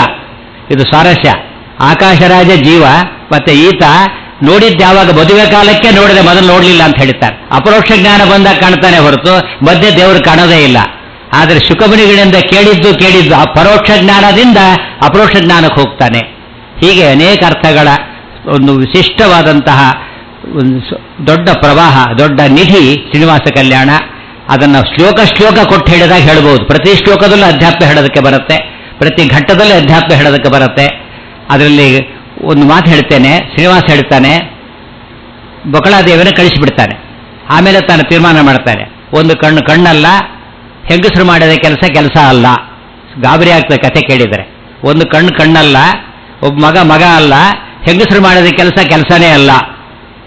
ಹೆಂಗಸರೇ ಜಾಸ್ತಿ ಬಂದಿರೋದಿಲ್ಲ, ಎಲ್ಲ ಕೂಡ ಜಾಸ್ತಿ ಆಯ್ತಾ ಇರೋದೇ ಹೆಂಗಸರು ಪಾಪ ಅಲ್ವಾ. ಹೆಂಗಸರು ಮಾಡಿದ ಕೆಲಸ ಆದ್ರೆ ಏನು ಮಾಡಬೇಕು? ಇದಕ್ಕೆ ಶ್ರೀನಿವಾಸ ಕಲ್ಯಾಣ ಹೇಳಿ ಬಯಸ್ಕೊಂಡ್ಬರ್ಬೇಕಾಗ್ತದೆ ಆಚಾರ್ಯಗಳೆಲ್ಲ ಕೂಡ. ಅದ ಅರ್ಥ ಯಾರು ಹೇಳೋದಕ್ಕೆ ಬರೋದಿಲ್ಲ, ಆಚಾರ್ಯ ಅರ್ಥ ಹೇಳ್ತಾರೆ. ಏನು ಅರ್ಥ ಅದಕ್ಕೆ ಅಂತ ಕೇಳಿದರೆ, ಹೆಂಗಸು ಅಂದ್ರೆ ಅಬಲ ಅಂದ್ರೆ ಅಸ್ವತಂತ್ರ ಮಾಡಿದ ಕೆಲಸ ಅಲ್ಲ, ಸ್ವತಂತ್ರ ಮಾಡಿದ್ರೇನೆ ಕೆಲಸ ಅಂತ ಅರ್ಥನೇ ಹೊರತು ಹೆಂಗಸರ ಬಗ್ಗೆ ಶ್ರೀನಿವಾಸ ಕಲ್ಯಾಣ ಹೋಗಿಲ್ಲ. ಎಲ್ಲ ಜೀವರು ಅಸ್ವತಂತ್ರರು ಅಂತ ಹೇಳೋದಕ್ಕೆ ಹೊರಟಿದೆ. ನಮ್ಮೆಲ್ಲರೂ ಸ್ವಲ್ಪ ಸಮಾಧಾನ ಆಯ್ತು. ಹೆಂಗಸರ ಸ್ವಲ್ಪ ಸಮಾಧಾನ ಮಾಡ್ಲಿಕ್ಕೋಸ್ಕರ ಅರ್ಥ ಹೇಳಿದ್ರೆ ಆಚಾರ ಅಂತ ತಿಳ್ಕೊಂಡ್ಬಿಡಬಾರದು. ಹೆಂಗಸರು ಸಮಾಧಾನ ಮಾಡ್ಲಿಕ್ಕೆ ಹೇಳಿದ ಅರ್ಥ ಅಲ್ಲ ಇದು. ಶ್ರೀನಿವಾಸ ಏನ್ ಮಾಡ್ತಾನೆ ಗೊತ್ತಾ? ಆದ್ರಿಂದ ನಾನೇ ಹೋಗ್ತೇನೆ ಅಂತ ಹೇಳ್ತಾರೆ. ಗಂಡಸರು ಕಳಿಸ್ತೀರಿ ಅಂತ ಹೇಳ್ಬಾರ್ದು, ನಾನೇ ಹೋಗ್ತೇನೆ ಅಂತ ಹೇಗೆ ಹೇಳ್ಬೇಕಾಗಿದ್ರೆ? ಹೆಂಗಸರಿಂದ ಕೆಲಸ ಆಗೋದಿಲ್ಲ ಅಂದಮೇಲೆ ಗಂಡಸರು ಕಳಿಸಿರ್ಬೋದು, ಹೋಗ್ತೈತೆ ಯಾರನ್ನೊಬ್ಬರನ್ನ. ನಾನೇ ಹೋಗ್ತೇನೆ ಏನರ್ಥ? ತನ್ನ ಬಿಟ್ಟ ಉಳಿದವರೆಲ್ಲ ಹೆಂಗಸರು ಅಂತ ಅರ್ಥ. ತನ್ನ ಬಿಟ್ಟ ಉಳಿದವರೆಲ್ಲ ಹೆಂಗಸರು ಅಂತ ಏನರ್ಥ? ಸ್ವತಂತ್ರೋ ಭಗವಾನ್ ವಿಷ್ಣು ಭಾವಾಭಾವೋ ದಿಧೇತರ. ದೇವರು ಬಿಟ್ಟರೆ ಉಳಿದವರೆಲ್ಲ ಸ್ವತಂತ್ರರು ಅಂತ ಅರ್ಥ. ತಾನೇ ಹೋಗಿ ಕೆಲಸ ಮಾಡ್ಕೊಂಡು ಬರ್ತಾನೆ. ಮೊದಲೇ ಹೇಳಿದಂತೆ ಯಾವ ಭಾಗ ತಗೊಳ್ಳಿ ಅತ್ಯಂತ ಶ್ರೇಷ್ಠವಾದಂಥ ಅರ್ಥವನ್ನು ಕೊಡ್ತದೆ. ಆ ಅರ್ಥವನ್ನ ಹೊಂದಿಸಲಿ. ನಿಜವಾಗ್ಲೂ ನಿಮ್ಗೆ ಆಶ್ಚರ್ಯ, ಆಚಾರ್ಯ ಶ್ರೀನಿವಾಸ ಕಲ್ಯಾಣಕ್ಕೆ ಒಂದು ಭಾಷೆ ಅಂತೂ ಬರದೇ ಇಲ್ಲ. ಯಾವುದರದ್ದು ಭಾರಿ ಸಂಶಯನೇ ಪಡ. ಶ್ರೀನಿವಾಸ ಕಲ್ಯಾಣ ಸುಳ್ಳು ಕಥೆ ಅಂತ ಹೇಳೋರು ಸಿಗ್ತಾರೆ ನಮಗೆ. ಸುಳ್ಳು ಕಥೆ ಅಂತೇಳಿ ತಪ್ಪದು. ಶ್ರೀನಿವಾಸ ಕಲ್ಯಾಣ ಮೊದಲ ಘಟ್ಟ ಇದೆಯಲ್ಲ, ಆ ತ್ರಿಮೂರ್ತಿಗಳ ಪರೀಕ್ಷೆ ಮಾಡೋ ಘಟ್ಟ ಇದೆಯಲ್ಲ, ಅದು ಭಾಗವತದಲ್ಲಿ ಬರ್ತದೆ. ವಿತರ್ಕ ಸಮಭೂತೇಷಾಂ ತ್ರಿಶ್ವಧೀಶೇಷು ಕೋ ಮಹಾನ್ ಭಾಗವತದಲ್ಲಿ ಬರುತ್ತೆ, ಪದ್ಮಪುರಾಣದಲ್ಲಿ ಬರುತ್ತೆ. ಆದ್ದರಿಂದ ಅದು ಕಲ್ಪಿತ ಆಗಲಿಕ್ಕೆ ಸಾಧ್ಯನೇ ಇಲ್ಲ. ಇನ್ನು ಮುಂದಿನ ಘಟ್ಟ ಕೊಲ್ಲಾಪುರಕ್ಕೆ ಮಹಾಲಕ್ಷ್ಮಿ ಬಂದಲೋ ಇಲ್ಲೋ ಪ್ರಶ್ನೆ ಇದು. ನಿರ್ಣಯದಲ್ಲಿ ಆಚಾರ್ಯ ಹೇಳ್ತಾರೆ, ಯಾಮ ಕ್ಷೇತ್ರಂ ಕರವೀರಾಖ್ಯಮೇವ ಮಹಾಲಕ್ಷ್ಮಿಯ ಕ್ಷೇತ್ರ ಸಂದರ್ಶನಾಯ. ಅದನ್ನು ಆಚಾರ್ಯ ಒಪ್ಪಿಕೊಂಡಿದ್ದಾರೆ. ಅಂದ ಮೇಲೆ ಅದು ಕಲ್ಪಿತ ಕಥೆ ಅಂತ ಹೇಳೋದು ಸಾಧ್ಯ ಇಲ್ಲ, ಅದು ವಾಸ್ತವ ಕಥೆ ಅಂತ ಹೇಳೋದು ಮಹಾಭಾರತ ತಾತ್ಪರ್ಯ ನಿರ್ಣಯಾದಿಗಳನ್ನು ನೋಡಿದವರಿಗೆ ಬಹಳ ಸ್ಪಷ್ಟ ಅಂತ ಹೇಳಿ ಇಲ್ಲಿ ನಾವು ಖಚಿತವಾಗಿ ಹೇಳಬಹುದು. ಶ್ರೀಪಾದಂಗಳವರು ಆದೇಶ ಮಾಡಿದ್ದಾರೆ. ಅದಕ್ಕೆ ಈ ವಿಷಯ ಇಲ್ಲಿ ನಿಲ್ಲಿಸಿಬಿಟ್ಟು ಒಂದು ಸಂಭ್ರಮದ ವಿಷಯ ಹೇಳ್ತೇನೆ. ಪರಮಪೂಜ್ಯ ಶ್ರೀ ವಿದ್ಯಾತೀರ್ಥರ ಒಂದು ಷಷ್ಠಾಬ್ದಿ ಸಮಾರಂಭ ತುಂಬ ಕಡೆ ನಡೀತಾ ಇದೆ, ತುಂಬ ಕಡೆ ಸನ್ಮಾನ ಆಗ್ತಾ ಇದೆ. ಆದರೆ ನನಗೆ ಬಹಳ ಸಂತೋಷ ಅಂದರೆ ಇಲ್ಲಿ ಸನ್ಮಾನ ಆಗ್ತಾ ಇದೆಯಲ್ಲ, ಇಲ್ಲಿ ಅಭಿನಂದನೆ ಆಗ್ತಾ ಇದೆಯಲ್ಲ, ಭಾರಿ ಭಾರಿ ಶ್ರೇಷ್ಠ. ಅದು ಯಾತಕ್ಕೆ ಗೊತ್ತಾ?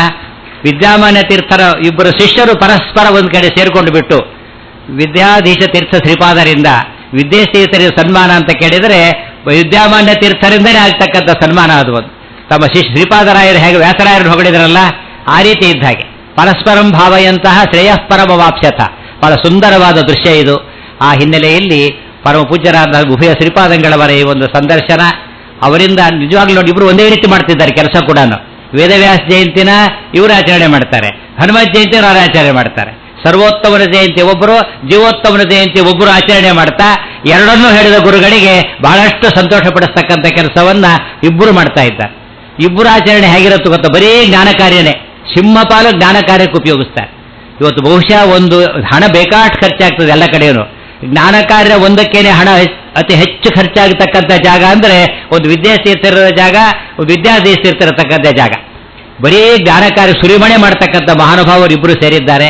ಅಂಥ ಒಂದು ದಿವ್ಯ ದೃಶ್ಯ ಇದು. ಇವತ್ತಿನ ದಿವಸ ನಡೀತಕ್ಕಂಥ ಅಭಿನಂದನಾ ಸಮಾರಂಭ ಇಡೀ ನಮ್ಮ ಮಾಧ್ವ ಸಮುದಾಯಕ್ಕೆ, ವೈಷ್ಣವ ಸಮುದಾಯಕ್ಕೆ, ಆಸ್ತಿಕ ಸ್ಥಿರತೆಗೆ ಜಿಜ್ಞಾಸು ವೃಂದಕ್ಕೆ ಒಂದು ಹಬ್ಬದಂಥ ಕಾರ್ಯಕ್ರಮ ಅಂತ ಹೇಳ್ತಾ ಎರಡು ಮಾತನ್ನ ಕೃಷ್ಣಾರ್ಪಣ ಮಸ್ತು ಅಂತ ಹೇಳುತ್ತೆ. ಸರ್ವೇಂದ್ರಿಯ ಪ್ರೇರಕೇಣ ಶ್ರೀ ಪ್ರಾಣಪತಿನೇರಿತಃ ಯದವೋಚಮಹಂ ತೇನ ಪ್ರಿಯತಾಂ ಕಮಲಾಲಯ. ದಾಸ ಸಾಹಿತ್ಯ ಗೋಷ್ಠಿಯಲ್ಲಿ ಪ್ರಬಂಧವನ್ನು ಮಂಡಿಸಿದಂತಹ ಡಾಕ್ಟರ್ ಕೊರಲಳ್ಳಿ ವೆಂಕಟೇಶಾಚಾರ್ಯರು, ಡಾಕ್ಟರ್ ಅನಂತತೀರ್ಥಾಚಾರ್ಯ ನಾಗಸಂಪಿಗಿ, ಡಾಕ್ಟರ್ ಛತ್ರಾರಾಯಣಾಚಾರ್ಯರು ಹಾಗೂ ಡಾಕ್ಟರ್ ವ್ಯಸನಕೆರೆ ಪ್ರಬಂಧನಾಚಾರ್ಯರಿಗೆ ಪರಿವಾರ ಬಳಗದಿಂದ ಅನಂತ ಧನ್ಯವಾದಗಳು. ಈಗ ಈ ಮೂವರು ಆಚಾರ್ಯರು ಅನಂತ ತೀರ್ಥಾಚಾರ್ಯ ನಾಗಸಂಪಿಗೆ, ಡಾಕ್ಟರ್ ಸತ್ಯನಾರಾಯಣಾಚಾರ್ಯ ಹಾಗೂ ಡಾಕ್ಟರ್ ವ್ಯಸನಕೆರೆ ಪ್ರಬಂಧನಾಚಾರ್ಯರು ಪೂಜ್ಯ ಶ್ರೀಪಾದರಿಂದ ಮಂತ್ರಾಕ್ಷತೆಯನ್ನು ಸ್ವೀಕರಿಸಬೇಕಾಗಿ ವಿನಂತಿ.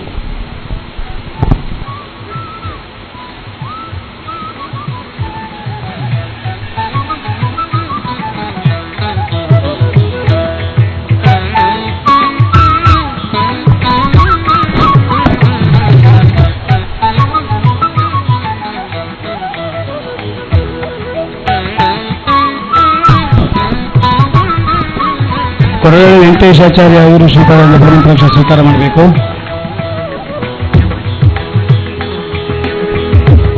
ವೆಂಕಟೇಶಾಚಾರ್ಯ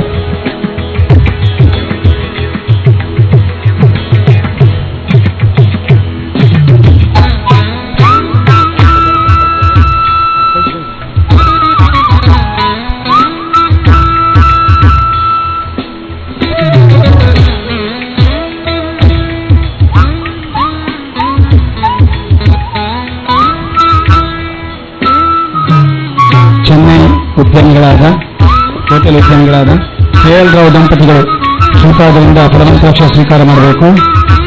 K. ಲಕ್ಷ್ಮೀನಾರಾಯಣ ರಾವ್ ದಂಪತಿಗಳು ಶ್ರೀಪಾದರಿಂದ ಪರಮಪ್ರವೇಶ ಸ್ವೀಕಾರ ಮಾಡಬೇಕು. ಹಾಗೆಯೇ K. ರಾಮಪ್ರಸಾದ್ ಭಟ್ ದಂಪತಿಗಳು ಶ್ರೀಪಾದರಿಂದ ಪರಮಪ್ರವೇಶ ಸ್ವೀಕಾರ ಮಾಡಬೇಕು. ಹಾಗೂ K. ಅಚ್ಯುತರಾವ್ ಇವರು ಕೂಡ ಶ್ರೀಪಾದರಿಂದ ಪರಮಪ್ರವೇಶ ಸ್ವೀಕಾರ ಮಾಡಬೇಕು.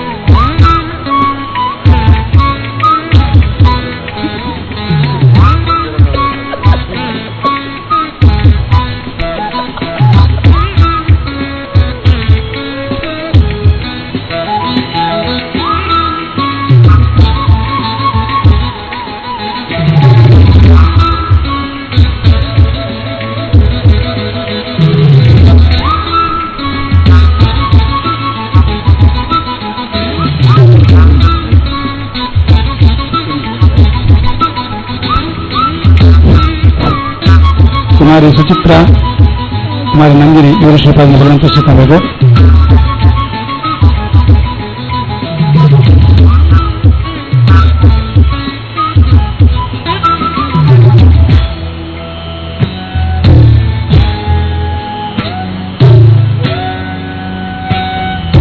ಸೀತಾಲಕ್ಷ್ಮಿ ಅವರು ಕೂಡ ಶ್ರೀಪಾದ ಪರಮಪ್ರವೇಶ ಸ್ವೀಕಾರ ಮಾಡಬೇಕು.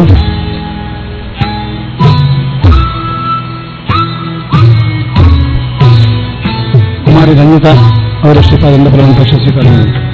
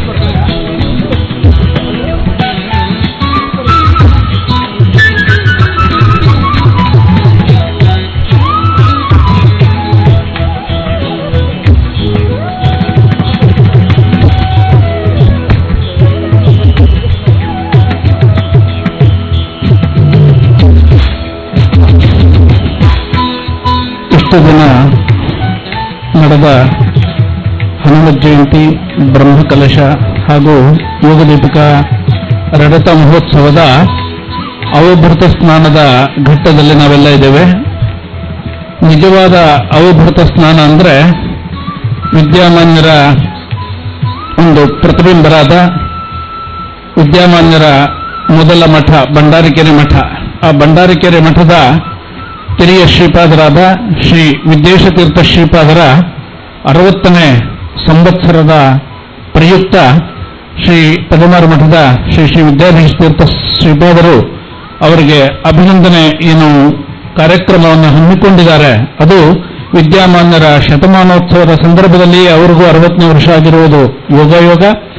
ಈ ಸಂದರ್ಭದಲ್ಲಿ ಅವರಿಗೆ ಅಭಿನಂದನೆ ಸಮಾರಂಭವೇ ನಿಜವಾದ ಅವಭೃತ ಸ್ನಾನ ಅಂತ ಹೇಳಬಹುದು. ಇದರ ಬಗ್ಗೆ ಹೆಚ್ಚಿನ ವಿಶ್ಲೇಷಣೆಯನ್ನ ಶ್ರೀ ಸಗ್ರಿ ರಾಘವೇಂದ್ರಾಚಾರ್ಯ ಅವರು ನಡೆಸಿಕೊಡಬೇಕು ಅಂತ ನಾನು ಅವರ ಹತ್ರ ಕೇಳ್ಕೊಳ್ತಾ ಇದ್ದೇನೆ.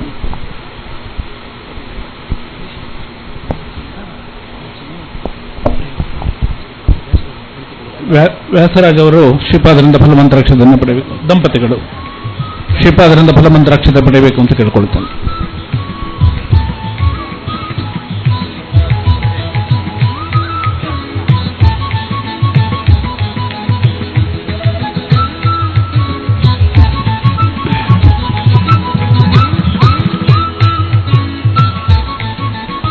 ಹೃದಿಸ್ಥೋ ಬಾದರಾಯಣಃ ಓಂಕಾರಪೂರ್ವಕ ವಿದ್ಯಾ ಪ್ರೇರಯತ್ಯಖಿಲೇಷ್ವಪಿ ಸದೈವ ಬ್ರಹ್ಮಣೇ ಪೂರ್ವಂ. ಶ್ರೀ ಗುರುಭ್ಯೋ ನಮಃ. ನಾನು ವೇದಿಕೆಯನ್ನು ಹತ್ತುತ್ತಾ ಇರುವಾಗಲೇ ವಿದ್ಯೇಶತೀರ್ಥರು ನನ್ನ ಬಗ್ಗೆ ಏನು ಹೇಳಬೇಡಿ, ನನ್ನ ಮೂಲಕ ಏನು ಸಾಧನೆ ಆದದ್ದಲ್ಲ, ವೇದವ್ಯಾಸರು ಅವರ ಅನುಗ್ರಹಕ್ಕೆ ಪಾತ್ರರಾಗಿರ್ತಕ್ಕಂಥ ಗುರುಗಳು ವಿದ್ಯಾಮಾನ್ಯ ತೀರ್ಥರು ನನ್ನಿಂದ ಮಾಡಿಸಿದ್ದು, ನಾನು ನಿಮಿತ್ತ ಮಾತ್ರ. ಹಾಗಾಗಿ ನೀವು ನನ್ನ ಬಗ್ಗೆ ನೀವು ಹೊಗಳಬೇಡಿ ಅಂತ ಹೇಳಿದ್ರು. ಶಾಸ್ತ್ರದಲ್ಲೂ ಇದೇ ಮಾತು ಬರುತ್ತೆ. ಚರಿತಂ ವೈಷ್ಣವಾನಂತೂ ವಿಷ್ಣುದ್ರೇಕಾಯ ಕಥ್ಯತೆ ಅಂತ. ನಾನೇನಾದರೂ ಈಗ ವಿದ್ಯೇಶತೀರ್ಥರ ಬಗ್ಗೆ ಹೇಳುವುದಾಗಿದ್ರೆ, ವಿದ್ಯೇಶತೀರ್ಥರಿಗೆ ಅನುಗ್ರಹ ಮಾಡಿರ್ತಕ್ಕಂತಹ ವೇದವ್ಯಾಸರ ಅದು ಚಿಂತನೆ, ವೇದವ್ಯಾಸರ ಸ್ತುತಿ. ವಿಷ್ಣು ಸಹಸ್ರನಾಮದಲ್ಲಿ ಒಂದು ಮಾತು ಬರುತ್ತೆ, ಸ್ತವ್ಯ ಸ್ತವಪ್ರಿಯ ಅಂತ. ತನ್ನ ಸ್ತವವನ್ನು ತಾನು ಪ್ರೀತಿಸ್ತಾನೆ ಅನ್ನೋದು ಒಂದು ಅರ್ಥ. ಆದರೆ ತನ್ನ ಭಕ್ತರ ಸ್ತವವನ್ನು ವಿಶೇಷವಾಗಿ ಪ್ರೀತಿಸುವವ. ಭಕ್ತವತ್ಸಲನಾದ ಭಗವಂತನಿಗೆ ತನ್ನನ್ನು ಪ್ರೀತಿಸುವುದಕ್ಕಿಂತಲೂ ತನ್ನ ಭಕ್ತರನ್ನು ಪ್ರೀತಿಸಿದ್ರೆ ಬಹಳ ಸಂತೋಷ. ಯಾಕೆಂದ್ರೆ ಭಕ್ತರ ಮೂಲಕ ಸಾಧನೆ ಮಾಡಿಸುವುದು ಅವನೇ. ಹಾಗಾಗಿ ಪರೋಕ್ಷವಾಗಿ ಅವನ ಸ್ತುತಿಯೇ ಆದಂತಾಗುತ್ತೆ ಅನ್ನುವ ದೃಷ್ಟಿಯಿಂದ. ಹಾಗಾಗಿ ವಿದ್ಯೇಶತೀರ್ಥರ ಬಗ್ಗೆ ಎರಡು ಮಾತು ಹೇಳುವುದಾಗಿದ್ರೆ, ವಿದ್ಯೇಶತೀರ್ಥರು ವಿಶೇಷವಾಗಿ ಈಗ ತಾನೇ ಪ್ರಭಂಜನಾಚಾರ್ಯರು ಸೂಚ್ಯವಾಗಿ ತಿಳಿಸಿದಂತೆ ವಿಶೇಷವಾಗಿ ಜ್ಞಾನ ಕಾರ್ಯಕ್ಕೆ ಬಹಳ ಒತ್ತನ್ನು ಕೊಟ್ಟಿರ್ತಕ್ಕಂಥವರು. ಅವರಿಗೆ ನಾಮಕರಣ ಮಾಡುವಾಗಲೇ ವಿಶ್ವೇಶತೀರ್ಥರು ಹೇಳ್ತಿರ್ತಾರೆ, ವಿದ್ಯಾಮಾನ್ಯ ತೀರ್ಥರು ಇಬ್ಬರು ಶಿಷ್ಯರಿಗೆ ಯಾವ ನಾಮಕರಣ ಮಾಡುವುದು ಅಂತ ಅನುವ್ಯಾಖ್ಯಾನವನ್ನು ತೆಗೆದ್ರಂತೆ. ತೆಗೆದು ಕೂಡಲೇ ಒಂದು ಕಡೆ ವಿದ್ಯಾಧೀಶ ಅಂತ ವೇದವ್ಯಾಸರ ಹೆಸರು ಬಂತು, ಮತ್ತೊಂದು ಕಡೆ ವಿದ್ಯೇಶ ಅಂತ ವೇದವ್ಯಾಸರ ಹೆಸರು ಬಂತು. ಹಾಗಾದ್ರೆ ಒಬ್ಬರಿಗೆ ವಿದ್ಯಾಧೀಶ ಅಂತ, ಮತ್ತೊಬ್ಬರಿಗೆ ವಿದ್ಯೇಶ ಅಂತ. ಹಾಗಾಗಿ ವಿದ್ಯೇಶ ಅನ್ನತಕ್ಕಂಥ ಹೆಸರೇ ಅದನ್ನು ವಿದ್ಯಾಮಾನ್ಯ ತೀರ್ಥ ಇರುವಾಗಲೇ ವಿದ್ಯೇಶ ಅಂತ ಅನಿಸಿರ್ತಕ್ಕಂಥ ವೇದವ್ಯಾಸರ ವಿಶೇಷ ಅನುಗ್ರಹಕ್ಕೆ ಪಾತ್ರರಾಗುವವರು ಅನ್ನುವ ಒಂದು ಅಭಿಪ್ರಾಯದಿಂದಲೇ ಅದು ಇಟ್ಟಿರುವಂತಹದ್ದು. ಹಾಗಾಗಿ ವೇದವ್ಯಾಸರ ವಿಶೇಷ ಅನುಗ್ರಹಕ್ಕೆ ಪಾತ್ರರಾಗಿರ್ತಕ್ಕಂಥದ್ದು. ಕಾರ್ಯಾತ್ ಕಾರಣಾನುಮಾನಂ ಅಂತ ಅವರ ಮೂಲಕ ವೇದವ್ಯಾಸರ ಸೇವೆ ಏನಾಗುತ್ತೆ ಅಂತ ನಾವು ನೋಡಿದ್ರೆ ವೇದವ್ಯಾಸರ ಅನುಗ್ರಹ ಅವರ ಮೇಲೆ ಎಷ್ಟಿದೆ ಅಂತ ನಮಗೆ ಸ್ಪಷ್ಟವಾಗುತ್ತೆ. ಭಂಡಾರಿಕೇರಿ ಮಠ ಅದು ನಗಣ್ಯವಾದದ್ದು. ಅದಕ್ಕೆ ಏನು ಆಸ್ತಿಯ ಒಂದು ಸಂಪತ್ತು ಇಲ್ಲ, ಶಿಷ್ಯ ಸಂಪತ್ತು ಅಷ್ಟು ಇಲ್ವೇ ಇಲ್ಲ ಅದಕ್ಕೆ. ಆದರೂ ಅವರ ಮೂಲಕ ಸಾಕಷ್ಟು ಸಾಧನೆ ಆಗ್ತಾ ಇದೆ. ಈಗ ವಿದ್ಯಾಮಾನ್ಯ ತೀರ್ಥರ ಜನ್ಮ ಶತಾಬ್ದ ಪ್ರಯುಕ್ತ 100 ಮಂದಿ ವಿದ್ವಾಂಸರಿಗೆ ಸನ್ಮಾನ, ಎಲ್ಲವನ್ನು 100 ಅಂತಲೇ ಇಟ್ಕೊಂಡಿದ್ದಾರೆ. ಪ್ರಾಯಶಃ 100 ಅಪೂರ್ವ ಗ್ರಂಥಗಳ ಪ್ರಕಟಣೆಯೂ ಕೂಡ ಇರಬಹುದು.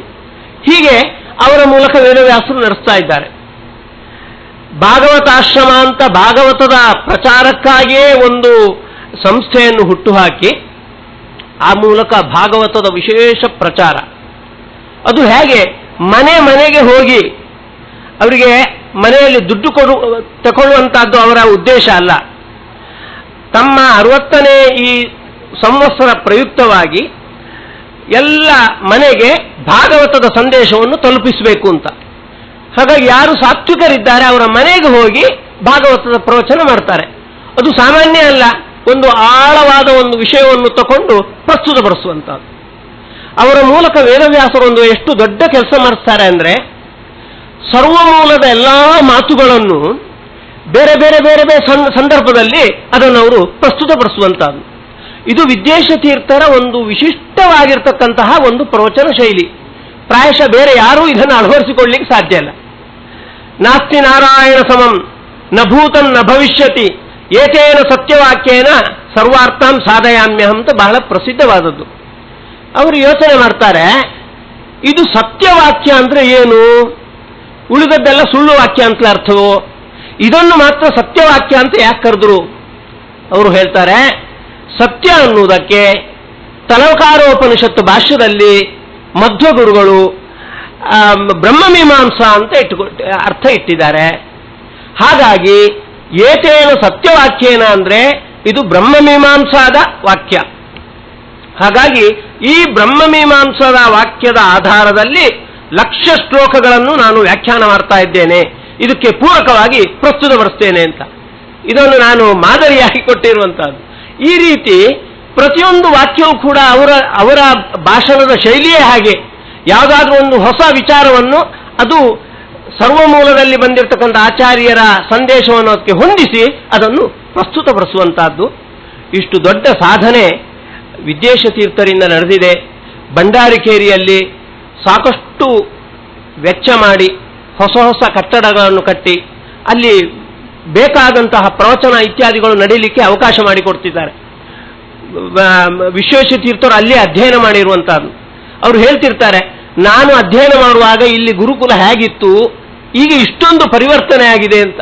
ಅಷ್ಟು ಪರಿವರ್ತನೆಯಾಗಿ ಅಂದ್ರೆ ಹಿಂದಿನ ತನದ ಒಂದು ವೈಭವ ಕಾಣಬೇಕು, ಹಾಗಂತ ಅನುಕೂಲತೆ ಇರಬೇಕು.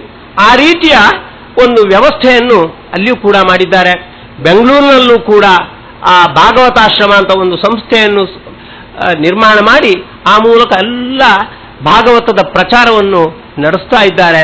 ಪ್ರಾಯಶಃ ಸತ್ಯತೀರ್ಥರ ಪರಂಪರೆಯಲ್ಲಿ ಬಂದಿರತಕ್ಕಂಥವ್ರು. ಸತ್ಯತೀರ್ಥರ ಸಾಧನೆ ಅಂದರೆ ವಿಶೇಷವಾಗಿ ಅವರು 3 ಬಾರಿ ಐತರೇಯ ಶಾಖೆಯನ್ನು ಕೇಳಿದ್ದಾರೆ ಅಂತ ಇರುವಂತಹದ್ದು. ಆಗ ವಿದ್ಯಾಮಾನ್ಯರು ಒಮ್ಮೆ ಇದು ಮಾಡಿದ್ರು, 3 ಬಾರಿ ಕೇಳಬೇಕಾದಷ್ಟು ದಡ್ಡರ ಸತ್ಯತೀರ್ಥರು, ನಮ್ಮ ಪರಂಪರೆಯ ಹಿರಿಯರಾಗಿರ್ತಕ್ಕಂತಹ ಸತ್ಯತೀರ್ಥರು 3 ಬಾರಿ ಯಾಕೆ ಕೇಳಿದ್ರು? ಒಮ್ಮೆ ಕೇಳಿದ್ರೆ ಅವರಿಗೆ ಅರ್ಥ ಆಗುವುದಿಲ್ವಾ? ಹಾಗಲ್ಲ, ಬೇರೆ ಬೇರೆ ಅರ್ಥ. ಒಮ್ಮೆ ಕೇಳಿದಾಗ ಒಂದು ಅರ್ಥ, ಇನ್ನೊಮ್ಮೆ ಮತ್ತೊಂದು ಅರ್ಥ, ಮತ್ತೊಮ್ಮೆ ಅರ್ಥ. ಹೀಗೆ 3 ಅರ್ಥಗಳಲ್ಲೂ ಐತರೇಯ ಶಾಖೆ ತೆರೆದುಕೊಳ್ಳುತ್ತೆ ಅನ್ನುವುದನ್ನು ತೋರಿಸಿಕೊಡುವುದಕ್ಕಾಗಿ ಸತ್ಯತೀರ್ಥರಿಗೆ ಮಧ್ವಗುರುಗಳು 3 ಬಾರಿ ಇದನ್ನು ಐತರೇಯ ಶಾಖೆಯನ್ನು ಪಾಠ ಮಾಡಿದ್ರು ಅಂತ ಇರುವಂತಹದ್ದು. ಅದು ಇವರ ಪ್ರವಚನದಿಂದ ಸ್ಪಷ್ಟವಾಗುತ್ತೆ. ಸತ್ಯತೀರ್ಥರ ಪರಂಪರೆಯಲ್ಲಿ ಬಂದದ್ರಿಂದಾಗಿ ಸತ್ಯತೀರ್ಥರಿಗೆ ಯಾವ ರೀತಿಯಾಗಿ ಮತ್ತೆ ಮತ್ತೆ ಬೇರೆ ಬೇರೆ ವೈದಿಕ ವಾಂಗ್ಮಯವನ್ನು ಬೇರೆ ಬೇರೆ ಅರ್ಥದಲ್ಲಿ ಅದು ತೆರೆದುಕೊಳ್ಳುವಂತೆ ಚಿಂತನೆ ಮಾಡತಕ್ಕಂತಹ ಒಂದು ಸ್ವಭಾವ ಹೇಗಿತ್ತೋ ಅದು ಇವರಲ್ಲೂ ಕೂಡ ಪ್ರತಿಬಿಂಬಿತವಾಗಿದೆ. ಮತ್ತೊಂದು ಅವರ ದೊಡ್ಡ ಸಾಧನೆ ಅಂದರೆ ಭಾಷ್ಯವನ್ನು ಬರೆದಿರ್ತಕ್ಕಂಥವರು ಸತ್ಯತೀರ್ಥ ಯತಿಗಳು. ಇವರ ಮೂಲಕವೂ ಕೂಡ ಸುಮಾರು 50-60 ಪುಸ್ತಕಗಳು ಬಂದುಬಿಟ್ಟಿವೆ. ಅದು ಹೇಗೆ, ಗಾಯತ್ರಿಯ ಬಗ್ಗೆಯೇ 5-6 ಪುಸ್ತಕಗಳು, ಗೀತೆಯ ಬಗ್ಗೆ 4-5 ಪುಸ್ತಕಗಳು, ಹೀಗೆ ಒಂದೊಂದು ಪ್ರಮೇಯದ ಬಗ್ಗೆ ಮತ್ತೆ ಮತ್ತೆ ಬೇರೆ ಬೇರೆ ಬೇರೆ ಬೇರೆ ಚಿಂತನೆ ಮಾಡಿ, ಆಳವಾದ ಚಿಂತನೆ ಮಾಡಿ ಸರ್ವಮೂಲದ ಸಂದೇಶಗಳನ್ನು ಅಲ್ಲಿ ಅಳವಡಿಸಿಕೊಂಡು ಪ್ರಸ್ತುತಪಡಿಸ್ತಕ್ಕಂತಹ ಈ ರೀತಿ ಬರವಣಿಗೆಯ ಸೇವೆಯೂ ಕೂಡ, ಹಾಗೆ ಚಿಂತನೆಯ ಸೇವೆಯೂ ಕೂಡ, ಜೊತೆಗೆ ವಿದ್ವಾಂಸರನ್ನು ಸನ್ಮಾನ ಮಾಡತಕ್ಕಂಥದ್ದು. ಅದು ಮಾಡುವಾಗ ಅವರ ಅನುಸಂಧಾನ ಎಷ್ಟು ಚೆನ್ನಾಗಿರುತ್ತೆ ಅಂದರೆ ಯಾವುದೇ ವಿದ್ವಾಂಸರಿಂದ ಪ್ರಶಂಸೆ ಪಡ್ಕೊಳ್ಬೇಕು ಅಂತ ಅಲ್ಲ, ಅವರಲ್ಲಿರ್ತಕ್ಕಂತಹ ವೇದವ್ಯಾಸರು ಪ್ರಸನ್ನರಾಗಬೇಕು ಅಂತ ಆ ಒಂದು ದೃಷ್ಟಿಯಿಂದ ಅವರು ಸನ್ಮಾನ ಮಾಡ್ತಾರೆ. ಅವರ ಮೂಲಕ ವೇದವ್ಯಾಸ ಜಯಂತಿ ಅನ್ನತಕ್ಕಂತಹ ಒಂದು ಸಮಾರಂಭ ಅದು ಪ್ರಸ್ತುತವಾಗಿರುವಂತಹದ್ದು.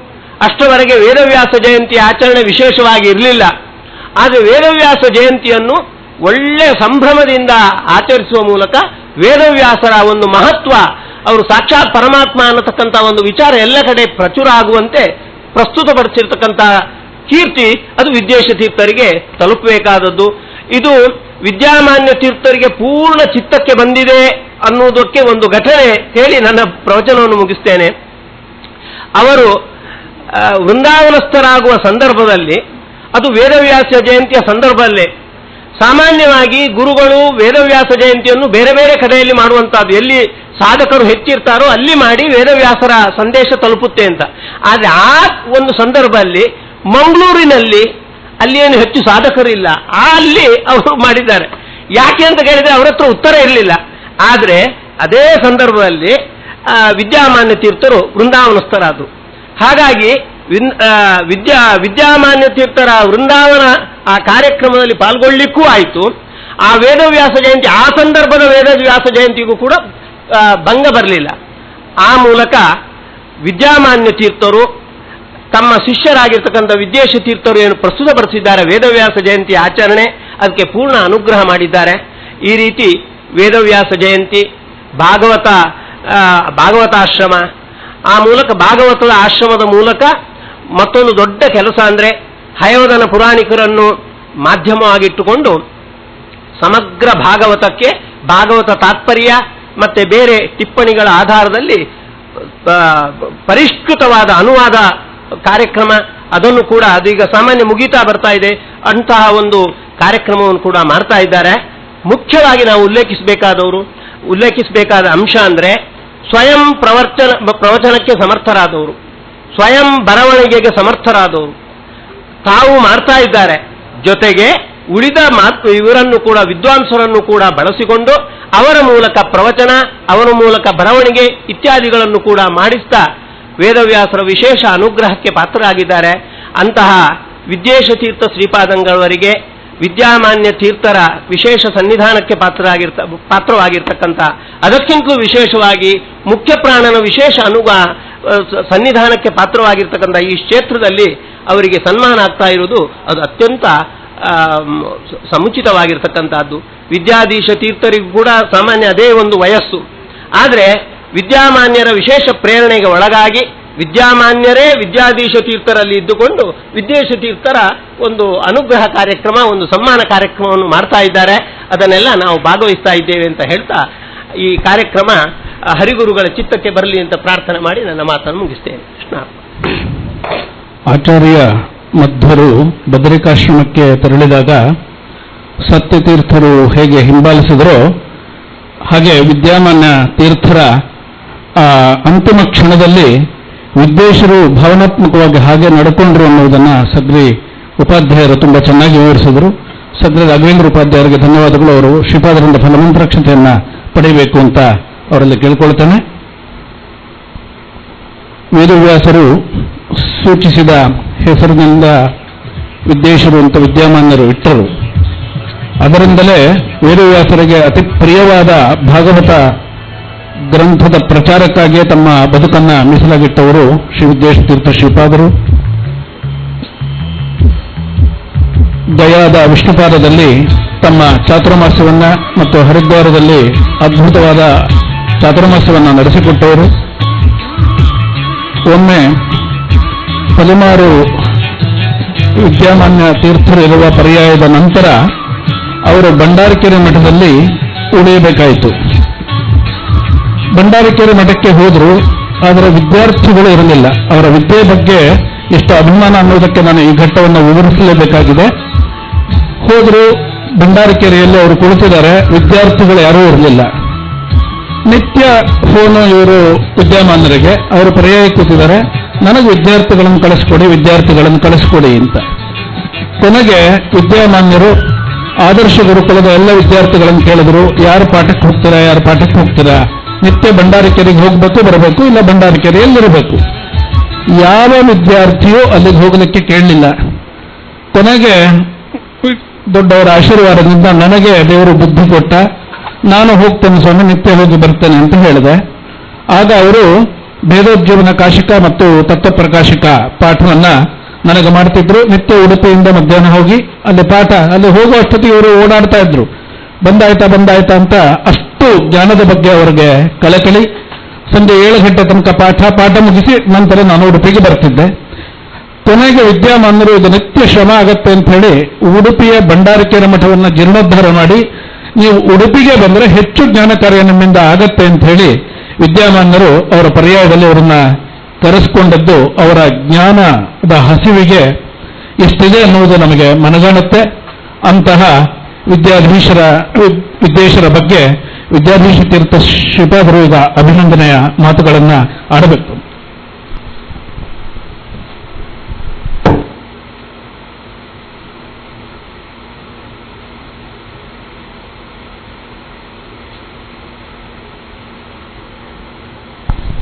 ಶೇಷಗಿರಿ ಅವರು ಒಂದು 4 ಮಾತುಗಳನ್ನು ಆಡ್ತಾ ಇದ್ದಾರೆ. ಶ್ರೀ ಗುರುಭ್ಯೋ ನಮಃ. ಹರಿ ಓಂ. ಆಪಾದಮೌಳಿಪರ್ಯಂತಂ ಗುರುಣಾಂ ಆಕೃತಿಂ ಸ್ಮರೇತ್ ತೇನ ವಿಘ್ನಾಃ ಪ್ರಣಶ್ಯಂತಿ ಸಿದ್ಧಂತಿ ಚ ಮನೋರಥಾಃ. ಪೃಥ್ವೀಮಂಡಲಮಧ್ಯಸ್ಥಾಃ ಪೂರ್ಣಭೂತಮತಾನುಗಾಃ ವೈಷ್ಣವಾಃ ವಿಷ್ಣುಹೃದಯಾಃ ತಾನ್ನಮಸ್ಯೆ ಗುರುನ್ಮಮ. ಶ್ರೀಪಾದಂಗಳವರ ಪಾದಾರವಿಂದಗಳಿಗೆ, ಇಬ್ಬರೂ ಶ್ರೀಪಾದಂಗಳವರ ಪಾದಾರವಿಂದಗಳಿಗೆ ಸಾಷ್ಟಾಂಗ ಪ್ರಣಾಮವನ್ನು ಮಾಡ್ತಾ, ಇವತ್ತು ಶ್ರೀ ವಿದ್ಯಾಶತೀರ್ಥ ಶ್ರೀಪಾದಂಗಳವರ 60ನೇ ವರ್ಧಂತಿ ಕಾರ್ಯಕ್ರಮ ಹತ್ರ ಏನು ಬರ್ತಾ ಇದೆ. ಅದಕ್ಕಾಗಿ ಫಲಿಮಾರು ಮಠಾಧೀಶರು ಅವರನ್ನ ಅಭಿನಂದಿಸುವ ಈ ಕಾರ್ಯಕ್ರಮವೇನು ಹಮ್ಮಿಕೊಂಡಿದ್ದಾರೆ. ಇದಕ್ಕಾಗಿ ಗುರುಗಳ ಆಜ್ಞೆಯಂತೆ ಗುರುಗಳಿಗೆ ಒಂದು ವಿನೂತನವಾದ ಒಂದು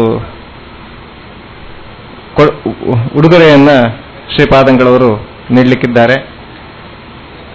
ವಿದ್ಯಾಶತೀರ್ಥ ಶ್ರೀಪಾದಂಗಳವರ ಜೀವನದಲ್ಲಿ ನಡೆದಂತಹ 60 ವಿವಿಧ ಘಟನೆಗಳನ್ನು ಸಂಗ್ರಹಿಸುವಂತಹ ಒಂದು ಕೆಲಸ ಆ ಉಡುಗೊರೆಯಲ್ಲಿ ನಡೆದಿದೆ.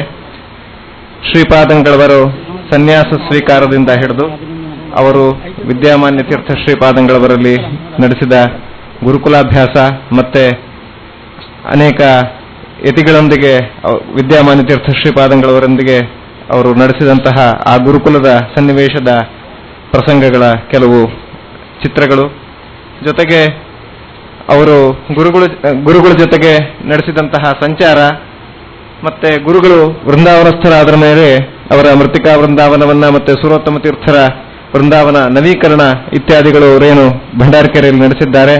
ಜೊತೆಗೆ ಭಂಡಾರಿಕೆ ಮಠದ ನವೀಕರಣ ಮತ್ತೆ ಸುರೋತ್ತಮ ತೀರ್ಥರ ಗ್ರಂಥಗಳ ಪ್ರಕಾಶನದ ಬಗ್ಗೆ ಅವರು ನಡೆಸ್ತಾ ಇರತಕ್ಕಂಥ ಕಾರ್ಯ, ಮತ್ತೆ ಈ ರಾಮನವಮಿಯ ಕಾರ್ಯಕ್ರಮಗಳು ಅದ್ದೂರಿಯಾಗಿ 9 ದಿವಸವೂ ಗುರುಗಳು ನಡೆಸ್ಕೊಂಡು ಬರ್ತಾ ಇರತಕ್ಕಂಥ ರಾಮನವಮಿಯ ಕಾರ್ಯಗಳ ಬಗ್ಗೆ ಚಿತ್ರಣ, ಮತ್ತೆ ಅನೇಕ ನಗರಗಳಲ್ಲಿ ಶ್ರೀಗಳವರು ಸ್ಥಾಪಿಸಿರತಕ್ಕಂಥ ದೊಡ್ಡ ದೊಡ್ಡ ಸೇವಾ ಕೇಂದ್ರಗಳು, ಮೈಸೂರು, ಬೆಂಗಳೂರಿನಲ್ಲಿರುವ ಭಾಗವತಾಶ್ರಮ, ಕ್ಷೇಮಧಾಮ, ಉಡುಪಿ ಇತ್ಯಾದಿಗಳಲ್ಲಿ ಸ್ವಾಮಿಗಳು ಕಟ್ಟಿಸಿರತಕ್ಕಂಥ ಒಳ್ಳೆ ಕಟ್ಟಡಗಳು, ಮತ್ತೆ ಅದರಿಂದಾಗಿ ಜ್ಞಾನಿಗಳಿಗೆ ಸಾಧಕರಿಗೆ ಅನುಕೂಲ ಮಾಡಿಕೊಟ್ಟಿರ್ತಕ್ಕಂಥದ್ದು. ಜೊತೆಗೆ ಮಾಧ್ವರಾಧ್ಯಾಂತ ಸಂವರ್ಧಕ ಸಭಾ ಅದರ 60 ವರ್ಷದ ಕಾರ್ಯಕ್ರಮ ನಡೆದಾಗ 60 ಜನ ವಿದ್ವಾಂಸರಿಗೆ ನಡೆಸಿದ ವಿಶೇಷ ಸನ್ಮಾನಗಳು, ಮತ್ತೆ ವೇದವ್ಯಾಸ ಜಯಂತಿ ಪ್ರತಿ ವರ್ಷ ಸ್ವಾಮಿಗಳು ನಡೆಸ್ತಾ ಇರುವಂಥದ್ದು ಎಲ್ಲರಿಗೂ ಗೊತ್ತಿರೋ ವಿಷಯ. ಅದರಲ್ಲಿ ನಡೆಸಿದಂತಹ ಅನೇಕ ಕಾರ್ಯಕ್ರಮಗಳನ್ನು ಕೂಡ ಅದರಲ್ಲಿ ನಾವು ಸಂಗ್ರಹಿಸಲಿಕ್ಕೆ ಪ್ರಯತ್ನ ಮಾಡಲಾಗಿದೆ. ಜೊತೆಗೆ ಸ್ವಾಮಿಗಳು ಈ ಆರಾಧನೆಯ ಸಂದರ್ಭದಲ್ಲಿ ಮತ್ತೆ ರಾಘವೇಂದ್ರ ಸ್ವಾಮಿಗಳ ಪಟ್ಟಾಭಿಷೇಕ ಸಂದರ್ಭದಲ್ಲಿ ವಿದ್ವಾಂಸರನ್ನ ವಿಶೇಷ ರೀತಿಯಲ್ಲಿ ಸನ್ಮಾನ ಮಾಡ್ತಾ ಇರತಕ್ಕಂಥದ್ದು ಕೂಡ ಎಲ್ರಿಗೂ ಗೊತ್ತಿರುವಂತಹ ವಿಷಯ. ಹೈದರಾಬಾದ್ನ ಅಲಕಾಪುರಿ ಮಠದಲ್ಲಿ ಪ್ರತಿ ವರ್ಷ ಅವರು ವಿದ್ವಾಂಸರನ್ನ ಸನ್ಮಾನ ಮಾಡ್ತಾ ಇದ್ದಾರೆ. ಅದರಂತೆ ವೇದವ್ಯಾಸ ಜಯಂತಿಯ ಸಂದರ್ಭದಲ್ಲೂ ಕೂಡ ವಿಶೇಷವಾಗಿ ವಿದ್ವಾಂಸರನ್ನ ಸನ್ಮಾನ ಮಾಡ್ತಾ ಇದ್ದಾರೆ. ರಾಜಹಂಸ ಪ್ರಶಸ್ತಿಯಿಂದ ಮತ್ತೆ ಭಂಡಾರಿಕೆ ರಾಜಹಂಸ ಮತ್ತೆ ವಿದ್ಯಾಮಾನ್ಯ ಪ್ರಶಸ್ತಿಯಿಂದ ಸನ್ಮಾನ ನಡೆಸ್ತಾ ಇದ್ದಾರೆ. ಮತ್ತೆ ಸ್ವಾಮಿಗಳು ನಡೆಸಿದಂತಹ ಅನೇಕ ಕ್ಷೇತ್ರಗಳ ಸಂಚಾರ, ಸುಧಾಮಂಗಲ, ವಿವಿಧ ಗ್ರಂಥಗಳ ಪ್ರಕಾಶನ, ಲೇಖನ, ಚಾತುರ್ಮಾಸ್ಯ, ಅದರಲ್ಲೂ ಮುಖ್ಯವಾಗಿ ಹರಿದ್ವಾರದಲ್ಲಿ ಗಂಗಾತರಣದಲ್ಲಿ ಅವರು ಅಖಂಡವಾಗಿ ನಡೆಸಿದಂತಹ ಭಾಗವತ ಸಪ್ತಾಹ, ಇಂಥ ಎಲ್ಲ 60 ಸಮಗ್ರ ಅವರ ಬೇರೆ ಬೇರೆ ಅದು ಲೆಕ್ಕ ಹಾಕ್ಲಿಕ್ಕೆ ಆಗುವುದಿಲ್ಲ ಅಂಥ ಅದ್ಭುತ ಕಾರ್ಯಗಳು ನಡೆದಿದೆ. ಆದರೂ 60 ತುಂಬುತ್ತಾ ಇರತಕ್ಕಂಥ ಈ ಸಂದರ್ಭದಲ್ಲಿ 60 ಒಂದು ವಿಶೇಷ ಕಾರ್ಯಗಳ ಒಂದು ಮಾಲಿಕೆಯನ್ನ ಸ್ವಾಮಿಗಳಿಗೆ ಒಂದು ಅರ್ಪಣೆ ಮಾಡಬೇಕು ಅಂತ ತಲಿಮಾರ ಸ್ವಾಮಿಗಳವರ ಆದೇಶದ ಮೇಲೆ ಈ ಒಂದು ಮಾಡುವ ಕಾರ್ಯಕ್ರಮವನ್ನು ನಡೆಸಿದ್ದೇವೆ. ಅದನ್ನ ಸ್ವಾಮಿಗಳಿಗೆ ಈಗ ಸಮರ್ಪಣೆ ಮಾಡಲಾಗ್ತಾ ಇದೆ. ಸ್ವಾಮಿಗಳು ಅದನ್ನ ನೋಡಿ ನಮಗೆ ಅನುಗ್ರಹ ಮಾಡಬೇಕು ಅಂತ ಕೇಳ್ತಾ ನನ್ನ 2 ಮಾತನ್ನ ಮುಗಿಸ್ತಾ ಇದ್ದೇನೆ.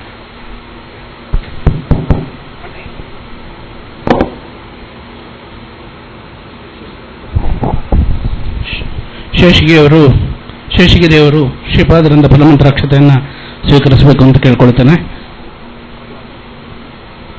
ಹಾಗೆ SPT ಅಂತಾನೆ ಪ್ರಸಿದ್ಧ ಸಂಸ್ಕೃತ ಕಾಲೇಜಿನಲ್ಲಿ ಪದ್ಮನಾಭ ತಂತ್ರಗಳು ಅವರು ಕೂಡ ಇಲ್ಲಿ ಅಧ್ಯಾಪಕರಾಗಿ ಸೇವೆಯನ್ನು ಸಲ್ಲಿಸಿದ್ದಾರೆ. ಅವರು ಶ್ರೀಪಾದರಿಂದ ಫಲಮಂತ್ರಾಕ್ಷತೆಯನ್ನು ಪಡೆಯಬೇಕು ಅಂತ ನಾನು ಅವರಲ್ಲಿ ಕೇಳಿಕೊಳ್ಳುತ್ತೇನೆ.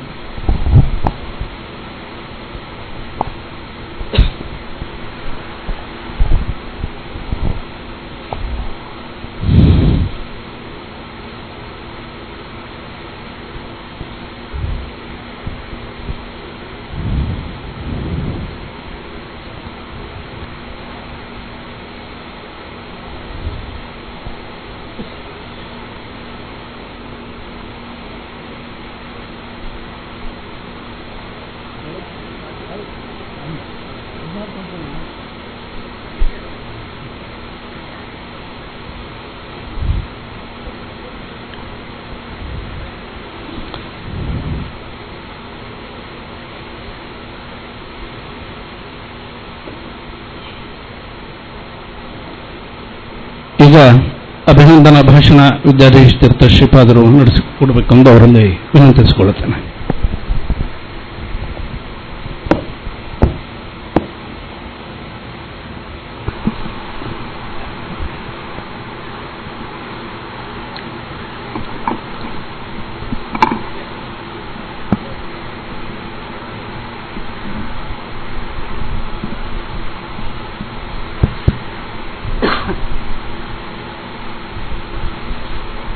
ಆಪಾದಮೌಲಿಪರ್ಯಂತಂ ಗುರುಣಾಂ ಆಕೃತಿಂ ಸ್ಮರೇತ್ ತೇನ ವಿಘ್ನಾಃ ಪ್ರಣಶ್ಯಂತಿ ಸಿದ್ಧ್ಯಂತಿ ಚ ಮನೋರಥಾಃ. ಶ್ರೀ ಗುರುಭ್ಯೋ ನಮಃ.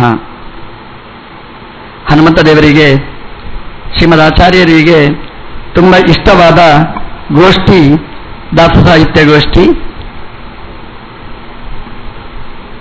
ದಾಸ ಸಾಹಿತ್ಯ ಅದು ಸಹಿತ ಅಂದರೆ ಆಚಾರ್ಯರ ಸರ್ವಮೂಲ ಗ್ರಂಥವನ್ನು ಸಹಿತವಾಗಿಯೇ ಇರತಕ್ಕ ಸಾಹಿತ್ಯ ಅದು. ಅದನ್ನು ಬಿಟ್ಟು ಇರಲಿಕ್ಕೆ ಸಾಧ್ಯನೇ ಇಲ್ಲ. ಹಾಗಾಗಿ ಒಬ್ಬನಿಗೆ ನೋಡಬೇಕಾದ್ರೆ 2 ಕಣ್ಣು ಎಷ್ಟು ಮುಖ್ಯ, ಅಲ್ಲಿ ಒಂದು ಕಣ್ಣು ಅಮುಖ್ಯ, ಒಂದು ಕಣ್ಣು ಮುಖ್ಯ ಅನ್ನುವ ಪ್ರಶ್ನೆ ಇಲ್ಲ. ಹಾಗಾಗಿ ವ್ಯಾಸ ಸಾಹಿತ್ಯ, ದಾಸ ಸಾಹಿತ್ಯ ಎರಡನ್ನೂ ನಾವು ಚಿಂತನೆ ಮಾಡಬೇಕಾದ್ದು. ವ್ಯಾಸ ಸಾಹಿತ್ಯದಲ್ಲಿ ನಮಗೆ ಗೊತ್ತಿಲ್ಲದಿದ್ದ ಪ್ರಮೇಯಗಳನ್ನು ಕೆಲವು ಜ್ಞಾನಿಗಳು ಅದು ತಾವು ಪ್ರಕಾಶ ಸಂಹಿತೆ ಇಂತಹ ಶ್ರೇಷ್ಠ ಗ್ರಂಥಗಳಿಂದ ಆರಿಸಿ ನಮಗೆ ಚಿಂತನೆಯನ್ನು ನೀಡಿದ್ದಾರೆ. ಕೆಲವು ಅವರಿಗೆ ಭಗವಂತನ ಅನುಗ್ರಹದಿಂದ ಸ್ಫುರಣೆಯಾಗಿರತಕ್ಕಂಥದ್ದು. ವಿಶೇಷವಾಗಿ ದಾಸ ಸಾಹಿತ್ಯದಲ್ಲಿ ನಾವು ಆಚರಣೆ ಮಾಡಬೇಕಾದ, ಅನುಸಂಧಾನ ಮಾಡಬೇಕಾಗಿರತಕ್ಕಂತಹ ಅಂಶಗಳು ನಾವು ತುಂಬ ಕಲಿಯಬೇಕಾದ್ದು. ಹಾಗಾಗಿ ಎಲ್ಲ ಗ್ರಂಥ ಅಧ್ಯಯನ ಮಾಡಿದ ಮೇಲೂ ಕೂಡ ನಾವು ಚಿಂತನೆ ಮಾಡಬೇಕಾದ ಅಂಶ ಅದು ದಾಸ ಸಾಹಿತ್ಯದಲ್ಲಿದೆ.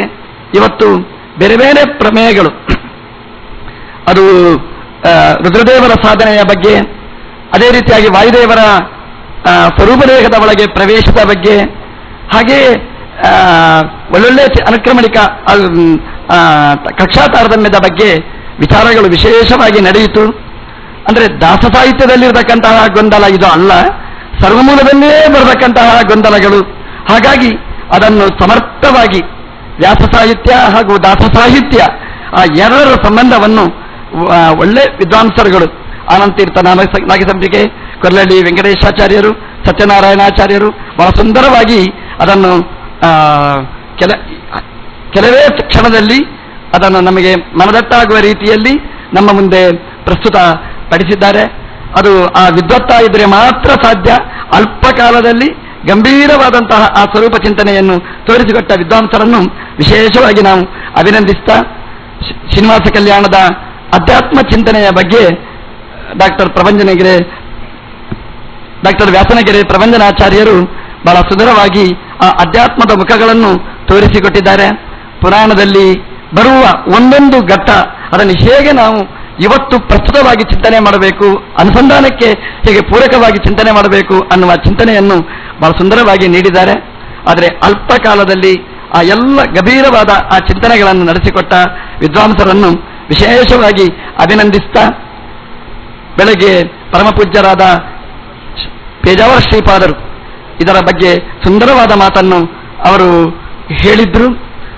ವ್ಯಾಸ ಸಾಹಿತ್ಯ ದಾಸಾಹಿತ್ಯದ ಸಂಬಂಧ, ಅವಿಭಾಜ್ಯ ಸಂಬಂಧವನ್ನು ಬಹಳ ಸುಂದರವಾಗಿ ಸಮರ್ಥಿಸಿದ ಪರಮಪೂಜ್ಯರನ್ನು ಕೂಡ ಭಕ್ತಿಯಿಂದ ಪ್ರಣಾಮಪೂರ್ವಕವಾಗಿ ಅವರನ್ನು ನಮಸ್ಕರಿಸ್ತಾ, ಈಗ ನಮ್ಮ ವಿದ್ವೇಷ ತೀರ್ಥರು ಭಂಡಾರಿಕೆರೆ ಮಠದ ಅಧಿಪತಿಗಳು ಇವತ್ತು ಬಿಡುವಿಲ್ಲದ ಕಾರ್ಯಕ್ರಮದ ಮಧ್ಯದಲ್ಲಿ ಇವತ್ತು ಬಂದಿದ್ದಾರೆ. ಅವರು ಇವತ್ತು ಬರಲಿಕ್ಕೆ ಸಾಧ್ಯನೇ ಇಲ್ಲ. ಅವರ 100 ದಿವಸದ ಕಾರ್ಯಕ್ರಮಗಳಲ್ಲಿ ಇವತ್ತು ಉಪನ್ಯಾಸ ಇತ್ತು. ನಿನ್ನೆ ಉಪನ್ಯಾಸ ಮುಗಿಸಿ ಇವತ್ತು ಜ್ಞಾನಸತ್ರದಲ್ಲಿ ತಾನು ಭಾಗವಹಿಸಬೇಕು ಅನ್ನುವ ಒಂದೇ ಒಂದು ಕಳಕಳಿಯಿಂದ ಬೆಂಗಳೂರಿನಿಂದ ಇಲ್ಲಿವರೆಗೆ ಬಂದಿದ್ದಾರೆ. ಭಂಡಾರಗಿರಿ ಸ್ವಾಮಿಗಳ ಸಂಬಂಧ ಪರಿಚಯ ಇದ್ದವರಿಗೆ ಗೊತ್ತು. ಅವರು ಹಿಡಿದ್ರೆ ಬಿಡುವವರಲ್ವೇ ಅಲ್ಲ. ಹಾಗೆ ಹೀಗೆ ಆಗಬೇಕು ಅಂದ್ರೆ ಹೀಗೆ ಆಗಲೇಬೇಕು. ಹಾಗೆ 100 ದಿನದ ಕಾರ್ಯಕ್ರಮ ಅದು ಹಾಗೇ ಆಗಬೇಕು. ಹಾಗಿದ್ರೂ ಕೂಡ ಭಂಡಾರಗಿರಿ ಸ್ವಾಮಿಗಳವರು ಇವತ್ತು ಇಲ್ಲಿ ಬಂದಿದ್ದಾರೆ ಅಂತಂದ್ರೆ ಅದು ವಿದ್ಯಾಮಾನ್ಯ ತೀರ್ಥರದ್ದೇ ಸಂಕಲ್ಪ ಅಂತ ನಾನು ಚಿಂತನೆ ಮಾಡ್ತಿದ್ದೇನೆ. ಇವತ್ತು ಅವರಿಗೆ ಅಭಿನಂದನಾ ಕಾರ್ಯಕ್ರಮ ಅಂತಂದ್ರೆ ಅದೇನು ದೊಡ್ಡದು ಏನೋ ಇಲ್ಲವೇ ಇಲ್ಲ. ಅಭಿನಂದನಾ ಕಾರ್ಯಕ್ರಮ ಅಂತಂದ್ರೆ ಅವರನ್ನು ನಾವು ಎಲ್ಲ ಒಟ್ಟಿಗೆ ಸೇರಿ ದೇವರಲ್ಲಿ ಪ್ರಾರ್ಥನೆ ಮಾಡುವ ಕಾರ್ಯಕ್ರಮ ಅಷ್ಟೇ. ಉಪನಿಷತ್ತಲ್ಲಿ ಹೇಳಿದ ಹಾಗೆ ಕುರುವನ್ನೇವ ಇಹ ಕರ್ಮಾಣಿ ಜಿಜೀವಿಷೇತ್. ಅವರು 60 ವರ್ಷಗಳಲ್ಲಿ ತನ್ನ ಸಾರ್ಥಕ ಬದುಕನ್ನು ಬದುಕಿದ್ದಾರೆ.